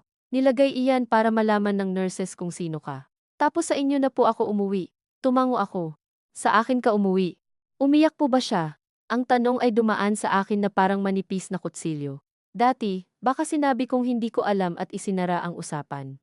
Pero hawak ko ang sulat sa isip ko, ang Bahay Kubo, ang babaeng 11, palagay ko, sabi ko. Oo. Matagal siyang tahimik. Pagkatapos, dahan-dahan niyang itinulak ang drawing sa gitna ng mesa. Lagyan na po natin ng bibig. Kumuha siya ng pulang krayola, ang parehong pulang ginamit niya sa damit niya. Iginuhit niya ang maliit na bibig sa mukha ng figura sa likod ng bahay. Hindi nakangiti ng malaki. Maliit lang, halos tuwid. Hindi pa po siya masaya, paliwanag ni Lira, kasi malayo pa. At ikaw? Tanong ko. Masaya ka ba? Nag-isip siya. Medyo takot po, pero gusto ko pong malaman kung marunong siya ng Bahay Kubo. Nagkatinginan kami ni Elias, hindi namin sinabi sa kanya ang linyang iyon. Nakakakilabot ang mga pagkakataong akala mo hiwalay-hiwalay ang mundo, tapos biglang may munting tulay na lumilitaw. Pagkalipas ng 1 linggo, nakipagkita kami kay Reyna sa opisina ni Ma'am Belen, hindi kasama si Lira, iyon ang payo sa amin. Dapat kaming matatanda muna ang humarap sa sarili naming kaba, bago namin dalhin ang bata. Dumating si Reyna na nakaputing blouse, simpleng maong, buhok na nakapusod. Hindi siya mukhang multong sumira sa bahay, hindi rin siya mukhang anghel, mukha siyang babaeng pagod sa biyahe, may maliit na paper bag sa kamay, at mata na agad na mula nang makita ako. Tumayo siya, pero hindi lumapit. Mara, tumango ako. Sa loob ng maraming taon, naisip ko ang ganitong eksena sa iba't ibang anyo, kahit hindi ko inaamin. Minsan sinasampal ko ang babaeng susulpot. Minsan, sasabihin kong akin ang bata. Minsan magmamakaawa siyang makita si Lira at ako ang makapangyarihang tatanggi. Pero sa totoong buhay, walang lakas ang kamay ko para manakit. Ang nakita ko sa harap ko ay isang babae na dala ang kawalan niya ng mas matagal kaysa sa dala kong takot. Ako si Reyna, sabi niya, parang kailangan pa. Salamat at pumayag kang makipagkita. Hindi ko agad sinabi ang walang anuman. Hindi iyon totoo. May anuman. Ang daming anuman. Hindi ko pa alam kung ano ang kaya ko, sabi ko. Pero kailangan kitang marinig. Umupo kami, si Elias ay nasa tabi ko, si Ma'am Belen sa gitna. Ikinuwento ni Reyna ang ilang bagay na nabasa na namin, pero iba pala kapag galing sa bibig ng taong gumawa ng pagpapaalam. Hindi niya itinanggi ang kahinaan niya. Hindi niya ginawang kontrabida si Rafael, bagaman sinabi niyang nasaktan siya sa mga sinabi nito noon. Hindi niya rin ako sinisi kung bakit hindi ko siya hinanap. Wala kang obligasyon sa akin, sabi niya. Kay Lira lang. Doon ako napatingin sa kanya ng matagal. Takot akong maagaw mo siya. Inamin ko, lumabas iyon bago ko pa mapaganda. Napaluha siya, pero hindi siya lumapit. Hindi ko siya kukunin. Alam kong hindi sapat ang pangako mula sa taong hindi mo kilala. Pero alam ko rin kung sino ang nanay niya sa araw-araw. Ikaw iyon. Masakit pakinggan, pero hindi gaya ng inaasahan ko. Parang may kamay na dahan-dahang nagtanggal ng tinik sa ilalim ng balat. Pero gusto mo siyang makilala, sabi ko. Tumango siya. Oo, kung papayag siya. Kung papayag kayo, kahit hindi niya ako tawaging mama. Kahit Ate Reyna lang. Kahit makita ko lang siyang lumaki nang hindi niya iniisip na itinapon siya. Ang salitang itinapon ay nagpabigat sa hangin. Hindi namin sasabihin iyon, sabi ko. Hindi siya itinapon. Salamat, bulong niya. Doon ko unang naisip na marahil ang pagiging ina ay hindi lang paghawak. Minsan, ito rin ay ang pagpayag na may ibang taong tumulong magtanggal ng maling salita sa puso ng anak mo. Nang dumating ang araw na ipinakilala namin si Lira kay Reyna, hindi sa bahay namin nangyari. Pinili ni Ma'am Belen ang maliit na activity room sa center. May laruan sa isang sulok, may mesa ng crayons, may bintanang tanaw ang maliit na garden. Si Lira ay suot ang paborito niyang pulang palda. Hawak niya sa isang kamay ang drawing ng bahay, sa kabila ang stuffed rabbit. Bago kami pumasok, huminto siya sa hallway. Mama, sabi niya, nandito pa rin po kayo. Nandito ako. Si Papa Eli. Nandito rin. Tiningnan niya si Elias, at yumuko ito para pantayin ang mata niya. Hindi kami mawawala dahil may makikilala kang bago, sabi niya. Promise, tanong niya. Promise, sabi ni Elias. Ako naman, hindi agad nagsalita, dahil natatakot akong pangako, ang maging isa na namang bagay na mababasag. Pero kailangan ng bata ng salita. Promise, sabi ko. Nang pumasok kami, nakatayo si Reyna sa gilid ng mesa. Hindi siya umiyak agad. Nakangiti siya ng kaunti, pero nanginginig ang bibig. Hi, Lira, sabi niya. Ako si Reyna. Si Lira ay nagtago ng bahagya sa likod ko, pero hindi tulad dati na parang gustong mawala, mas parang sumisilip siya sa isang kwentong alam niyang may kinalaman sa kanya. Marunong po kayo ng bahay kubo? Tanong niya. Napaluha si Reyna sa unang tanong pa lang. Tinakpan niya ang bibig niya, tapos tumango. Oo, sabi niya. Kumanta po kayo noon. Hindi ko alam kung sinadya ni Lira ang salitang noon o narinig lang niya sa amin. Si Reyna ay tumingin sa akin, humihingi ng pahintulot, at iyon ang unang kilos niya na tumulong sa aking huminga. Hindi niya inagaw ang sandali. Hinintay niya ako. Tumango ako. Saka siya kumanta, mahina lang. 2 linya, sapat para makilala ng bata ang himig. Hindi humagulgol si Lira, hindi siya tumakbo sa yakap ni Reyna. Umupo lang siya sa upuan at inilapag ang stuffed rabbit sa mesa. Ito po si Bonnie, sabi niya. Si Papa Eli ang bumili, pero si Mama ang nagtahi ng tenga. Napangiti si Reyna habang umiiyak, ang ganda niya. May sulat po kayo sa akin, tanong ni Lira. Meron, sabi ni Reyna. Pero hindi mo kailangang basahin agad, sabi rin po ni Mama. Doon tumingin sa akin si Reyna, at sa tinging iyon, walang panalo, walang talo. May 2 babaeng parehong natatakot na magkamali sa harap ng batang mahal nila sa magkaibang paraan. Ang unang pagkikita ay tumagal lang ng 40 minuto, nagkulay sila ng drawing, si Reyna ang nagkulay ng maliit na halaman sa gilid ng bahay. Si Lira ang naglagay ng araw, si Elias ay nasa likod, tahimik, minsang nagsiserve ng tubig, minsang tinatanong kung gusto pa ng crayon. Ako naman ay nakaupo sa tabi ni Lira, hindi masyadong malapit, hindi rin malayo. Ilang beses tumingin si Lira sa akin habang kausap si Reyna, at bawat tingin niya, parang nagtatanong kung ligtas pa. Bawat beses, ngumiti ako kahit may kirot, dahil iyon ang kaya kong ibigay, hindi perpektong luwag, pero paulit-ulit na pahintulot. Nang pauwi na kami, inabot ni Reyna ang paper bag. Hindi laruan, sabi niya agad sa akin, parang ayaw niyang isipin kung sinusuhulan niya ang bata. Mga kopya lang ng litrato at isang maliit na kumot, kung kailan ninyo lang gusto. Tinanggap ko. Salamat. Si Lyra ay nag-wave. Bye, Ate Reyna. Nakita kong may dumaan na sakit sa mukha ni Reyna sa salitang ate, pero tinanggap niya ito ng buo. Bye, Lyra. Sa tricycle pa uwi, nakasandal si Lyra sa akin. Mama, sabi niya, kamukha ko po ba siya? Tiningnan ko ang mukha niya, ang mata, ang ilong, ang maliit na baba. Dati, iniiwasan ko ang ganyang tanong. Ngayon, hinaplos ko ang buhok niya. May konti, sabi ko. Pero kamukha mo rin ang sarili mo. Natawa siya. Ano po yun? Ibig sabihin, ikaw lang ang ikaw. Si Elias ay ngumiti sa labas ng tricycle, nakatingin sa kalsada. Hindi niya inagaw ang sagot, hindi niya rin pinalaki, at doon ko naunawaan kung bakit siya naging tahanan ni Lyra nang hindi ko napansin. Marunong siyang manatili sa gilid ng hindi umaalis. Hindi naging maayos agad ang lahat pagkatapos noon. Ayokong magsinungaling at sabihing isang pagkikita lang, naghilom na ang lahat. May mga gabing nagsiselos pa rin ako kapag tinatanong ni Lyra kung kailan ulit makikita si Ate Reyna. May mga pagkakataong sumisikip ang dibdib ko kapag hawak niya ang maliit na kumot mula sa paper bag. Minsan, nahuli ko siyang kinakantahan ang stuffed rabbit ng bahay kubo, at ang unang pumasok sa akin ay hindi saya kundi kirot. Pero natutuhan kong huminga bago magsalita. Natutuhan kong tanungin ang sarili ko, ito ba ay panganib sa anak ko o sugat ko lang na nag-iingay? Hindi laging tama ang sagot ko. Minsan, tumahimik ako ng sobra. Minsan, si Elias ang nagpaalala, Mara, hindi mo kailangang lumaban ngayon. Minsan, naiinis ako sa kanya sa pagpaalala, pero mas madalas, nagpapasalamat ako pagkatapos. Si Marco naman, unti-unting lumayo sa paraan na dapat noon pa. Nagbigay siya ng mga dokumentong kailangan namin. Nagpadala siya minsan ng mensahe kay Lyra sa pamamagitan ko, birthday greeting lang, walang pilit, hindi ko ipinagbawal, pero hindi ko rin binuksan ang pinto ng malaki. May mga pagsisising hindi dapat gawing susi pabalik. Si Mama Celia ay minsang nagpunta sa bahay, dala ang isang bilao ng pansit at isang supot ng mangga. Nakatayo siya sa gate, parang hindi alam kung papasukin ang sarili sa buhay na matagal niyang sinugatan. Para kay Lyra, sabi niya. Hindi ko agad kinuha. Nasa tabi ko si Elias, nasa sala si Lyra, nagbabasa ng picture book. Hindi ko pa kayang magpanggap na okay tayo, sabi ko. Bumaba ang tingin niya, alam ko.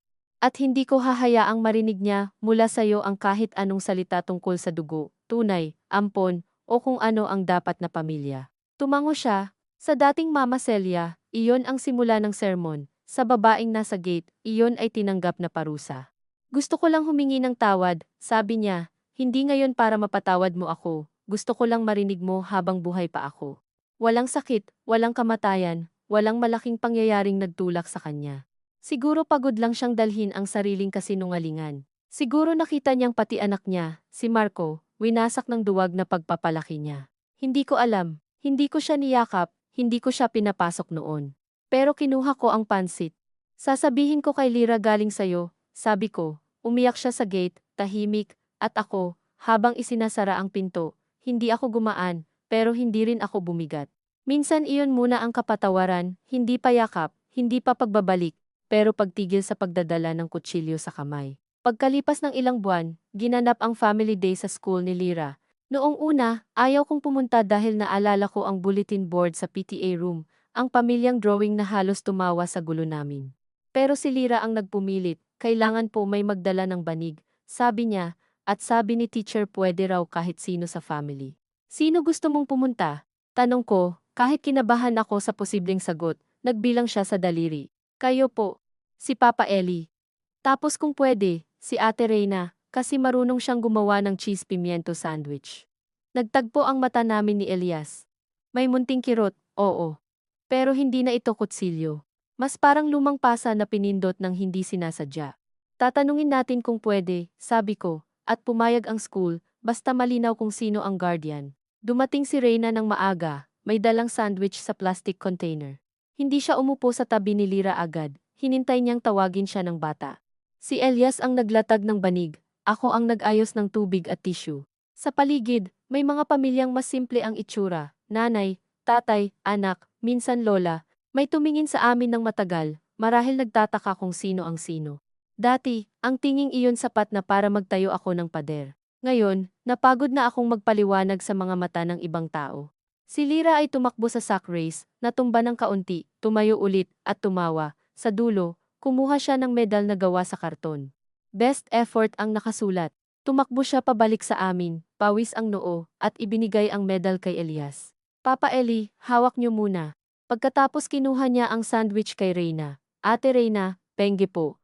Pagkatapos umupo siya sa kandungan ko, kahit malaki na siya para roon. Mama, pagod po ako. 3 tawag, 3 puwang. Hindi siya nabawasan, hindi ako nabawasan.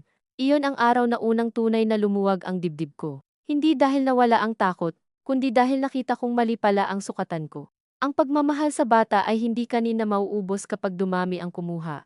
Mas parang ilaw sa bahay, kung may ibang magsindi sa kabilang sulok, hindi na mamatay ang hawak mo. Lumiliwanag lang ang mga lugar na dati mong iniiwan sa dilim. Pag-uwi namin mula sa family day, isinabit ni Lyra ang drawing niya sa refrigerator. Binago na niya ito, ang bahay ay mas malaki na ngayon, hindi dahil maganda ang drawing niya kundi dahil dinagdagan niya ng pinto sa gilid. Nandoon pa rin ako, si Elias, siya, at si Reyna sa likod, pero ngayon, wala na si Reyna sa ilalim ng puno. Nasa gilid siya ng garden, may hawak na halaman. May araw sa itaas, at sa bubong, idinikit ni Lyra ang pulang pulseras gamit ang tape. Nagulat ako, anak, baka masira. Okay lang po, sabi niya. Hindi naman po siya dapat nakatago. Napatingin ako kay Elias, ngumiti siya ng kaunti. Tama siya. Sabi niya. At tama nga siya. Ang pulang pulseras na naging takot ko, ebidensya ko, paratang ko, ngayon ay naging bahagi ng drawing ng bahay. Hindi na ito nakapulupot sa pulso ng sanggol. Hindi na nakabaon sa drawer, hindi na nasa sobre ng lihim. Nasa bubong, parang maliit na pulang tandang nagsasabing may pinagdaanan ang bahay na ito, pero nakatayo pa rin. Noong gabing iyon, pagkatapos matulog ni Lyra, lumabas kami ni Elias sa maliit na harap ng bahay. May amoy ng sampagita mula sa kapitbahay, may aso na tumatahol sa dulo ng eskinita, may karaoke sa malayo na sintunado ang kumakanta ng lumang love song. Umupo kami sa bangkong kahoy, matagal kaming hindi nagsalita, galit ka pa ba sa akin? Tanong ko sa wakas. Hindi siya sumagot agad, dati, maiinis ako. Ngayon, hinayaan ko siyang mag-isip. May mga araw, sabi niya, pero hindi lang galit, tumango ako. Nasaktan ka? Oo. At mahal mo pa rin kami. Tumingin siya sa akin. Ang simple, pero hindi madali. Hindi ko alam kung paano bumawi, sabi ko. Hindi mo kailangang gawing proyekto, sagot niya. Huwag mo lang gawing dahilan ang guilt para kontrolin ulit lahat. Napangiti ako ng masakit. Ang tapang mo na magsalita ngayon. Natuto akong mas masakit kapag hindi ako nagsasalita. Tumango ako. Tinanggap ko iyon. Hindi na ako ang babaeng kailangang manalo sa bawat usapan para lang maramdaman na hindi siya iniwan, o baka ako pa rin iyon. Pero natututo na akong hindi siya sundin. Salamat, sabi ko, sa pananatili. Muntik na rin akong umalis, inamin niya. Noong gabing pinalayas mo ako. Napatingin ako sa kanya. Bakit hindi? Dahil kinabukasan, nakita ko ang baon ni Lyra sa bag niya. Naiwan niya. Peanut butter sandwich na ginupit mo sa triangle. Naisip ko, kahit gaano ka kagalit, gumawa ka pa rin ng baon. Napaluha ako nang hindi inaasahan. Sa dami ng masasakit na sinabi ko, ang naalala niya ay sandwich. Hindi iyon sapat para maging mabuting ina. Hindi, sabi niya, pero sapat para malaman kong may parte sayo na hindi galit ang pinanggagalingan, natabunan lang. Sumandal ako sa pader, sana hindi ko na siya tinabunan sa kanya. Kaya araw-araw nating aalisin, sabi niya, hindi niya sinabing aayusin agad. Hindi niya sinabing kalimutan. Araw-araw. Iyon ang totoo. Sa mga sumunod na taon, hindi naging perpekto ang kwento namin. May mga pagkakataong umuwi si Lyra mula sa pagkikita nila ni Reyna, na tahimik, at kailangan naming intindihin kung alin ang lungkot, alin ang pagod, alin ang tanong. May mga pagkakataong nagsiselos pa rin ako sa maliliit na bagay, tulad ng kapag natutuhan niya kay Reyna ang ibang paraan ng pagtiklop ng damit o ibang recipe ng champorado. May mga pagkakataong nasasaktan si Reyna kapag biglang ayaw siyang makita ni Lyra at kailangan niyang tanggapin na ang bata ay hindi gamot sa guilt niya. May mga pagkakataong si Elias ang napapagod sa pagiging tulay at natutuhan kong huwag siyang gawing pader na sasalo sa lahat. Pero sa bawat pagkakataon, bumabalik ako sa drawing sa refrigerator, sa pulang pulseras na unti-unting kumupas dahil sa init ng kusina at alikabok. Hindi ko na ito tinanggal. Kapag may bisitang nagtatanong kung bakit may lumang hospital band na nakadikit sa drawing ng bata, sinasabi ko lang, parte ng kwento niya. Hindi ko na idinadagdag na minsan, parte iyon ng kahihiyan ko. Hindi kailangang malaman ng lahat. Ang mahalaga, alam ni Lira na walang bawal na parte ng sarili niya sa loob ng bahay namin. Isang gabi, mga isang taon matapos ang unang pagkikita nila ni Reyna, nakita ko si Lira sa mesa, nagsusulat. Mas mahaba na ang buhok niya, mas matangkad, pero dala pa rin ang stuffed rabbit sa tabi kapag seryoso siya. Ano yan? Tanong ko. Letter po. Kanino? Sa baby me. Napaupo ako sa tabi niya. Pwede kong makita. Nag-isip siya. Tapos iniabot ang papel. May mali-maling spelling. May bura. May drawing ng maliit na pulang bilog sa gilid. Ang nakasulat, Dear Baby Lira, huwag kang matakot, marami kang bahay. Hindi ka mawawala. Hindi ko napigilang umiyak, pero sa pagkakataong iyon, hindi siya natakot. Happy tears po ba? Tanong niya. Natawa ako habang umiiyak. Oo, happy at konting sad. Okay lang po yun, sabi niya, parang siya ang matanda. Sabi ni teacher, pwede naman dalawang feeling. Oo, sabi ko. Pwede. Hinawakan ko ang pulang pulsera sa refrigerator. Marahan, at sa unang pagkakataon, hindi ko naisip kung kanino ito unang pag-aari. Naisip ko kung gaano karaming kamay ang dumaan para makarating si Lira sa gabing iyon, si Reyna na kumanta kahit bumibitaw, si Rafael na huliman, nagdala ng sobre, si Marco na duwagman, nagsalita rin, si Mama Celia na hindi ko pa lubusang napapatawad pero natutong tumigil sa pananakit. Si Elias na nanatili kahit hindi laging tama ang paraan, at ako, na nagmahal ng may takot, nagkamali ng malalim, pero natutong buksan ang kamay bago maging kulungan. Hindi ko sinasabing naging mabuti akong tao dahil lang humingi ako ng tawad. Ang totoo, may mga gabing bumabalik pa rin ang lumang boses sa akin, iyong nagsasabing bantayan mo, baka maagaw, baka maiwan ka. Pero ngayon, kapag naririnig ko iyon, tinitingnan ko si Lira, hindi ang takot ko. At madalas, nakikita ko siyang nasa pagitan ng maraming pagmamahal, hindi nalilito kundi natututong tumayo. Ang huling beses na tinanong niya ako tungkol sa pulang pulseras, nasa kusina kami, nagluluto ako ng ginisang sayote, siya naman ay naghihiwa ng boiled egg gamit ang plastic knife. Mama, sabi niya, kapag malaki na po ako, akin na po ba yan? Oo, sabi ko. Sa'yo naman talaga. Hindi po ba sa inyo? Ngumiti ako, inalagaan ko lang. Nag-isip siya, tapos tumango na parang sapat na iyon. Ganoon din po ba ako? Napahinto ang kamay ko sa sandok. Dati, baka nasaktan ako. Baka sinabi kong akin ka, anak kita, huwag mong itanong iyan. Pero ngayon, hinarap ko siya. Hindi kita pag-aari, sabi ko. Inaalagaan kita, minamahal, ginagabayan, pero ikaw ay ikaw. Ngumiti siya, may kulang ng ngipin sa harap. Pero mama ko pa rin kayo. Lumapit ako at hinalikan ang noo niya. Habang gusto mo akong tawaging mama, oo, at kahit dumating ang araw na magalit ka sa akin, mama mo pa rin ako. Hindi po ako galit ngayon, sabi niya, gutom lang. Natawa ako ng malakas. Iyong tawang matagal ko ring hindi narinig sa sarili ko. Sa simpleng reklamong iyon, naramdaman kong may bahagi ng bahay naming bumalik sa pagiging bahay. Hindi korte, hindi taguan, hindi lugar ng patunay. Nang gabing iyon, kumain kaming tatlo ni Elias ng ginisang sayote na medyo maalat.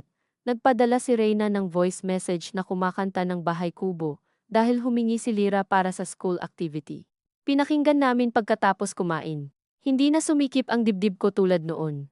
May kirot pa rin, oo, pero kasama na ito ng lambot. Si Lira ay sumabay kumanta, mali-mali ang tono. Si Elias ay nagkunwaring drummer gamit ang kutsara sa mesa. Ako naman, nakaupo sa harap nila, hawak ang baso ng tubig, pinapanood ang 2 taong muntik kong saktan ng sobra dahil sa isang pulseras, isang lihim, at isang takot na masyado kong pinaniwalaan. Kung may natutuhan ako sa lahat ng nangyari, hindi iyon ang simpleng aral na dapat magpatawad o dapat magsabi ng totoo agad. Mas mahirap ang natutuhan ko, kapag sugatan ka, pwede mong mahalin ang isang tao, at sabay na gawing kulungan ang pagmamahal na iyon. Pwede kang maging ina at magkamali, pwede kang masaktan at makasakit. At ang pag-ayos, hindi laging may eksenang malaki. Minsan, nagsisimula lang ito sa hindi pagbura ng mensahe, sa hindi pagtatago ng sobre, sa pagpayag na lagyan ng mukha ang figurang matagal mong kinatatakutan. Sa ibabaw ng refrigerator, Nanatili ang drawing ni Lyra hanggang kumupas ang tape at medyo kumulot ang gilid ng papel. Hindi ko ito pinalitan kahit marami na siyang mas magagandang drawing. Nandoon pa rin ang bahay, kami ni Elias sa harap, si Lyra sa gitna, si Reyna sa garden, at ang pulang pulseras sa bubong. Kapag tinatanong ako ni Lyra kung bakit hindi ko inaalis, sinasabi ko, para maalala ko. Alalahanin ang ano? Tanong niya minsan. Tumingin ako sa kanya. Sa batang hindi ko isinilang pero nagturo sa akin kung gaano karaming anyo ang pagiging ina. Na ang bahay, sabi ko, hindi nasisira kapag dinagdagan ng pinto. Mas nasisira kapag pinipilit nating walang ibang pumasok na liwanag. Hindi niya siguro naintindihan ng buo dahil bata pa siya, pero ngumiti siya, tumakbo kay Elias, at tinawag siyang papa, habang hawak ang sulat ni Reyna sa kabilang kamay. At sa pagkakataong iyon, hindi na ako nasaktan sa dalawang bagay na iyon na sabay niyang dala. Naramdaman ko lang ang bigat at gaan ng katotohanang matagal kong iniiwasan. Hindi nabawasan ang pagiging ina ko nang malaman niya kung saan siya nanggaling. Doon lang nagsimula maging mas totoo ang pag-uwi niya sa akin.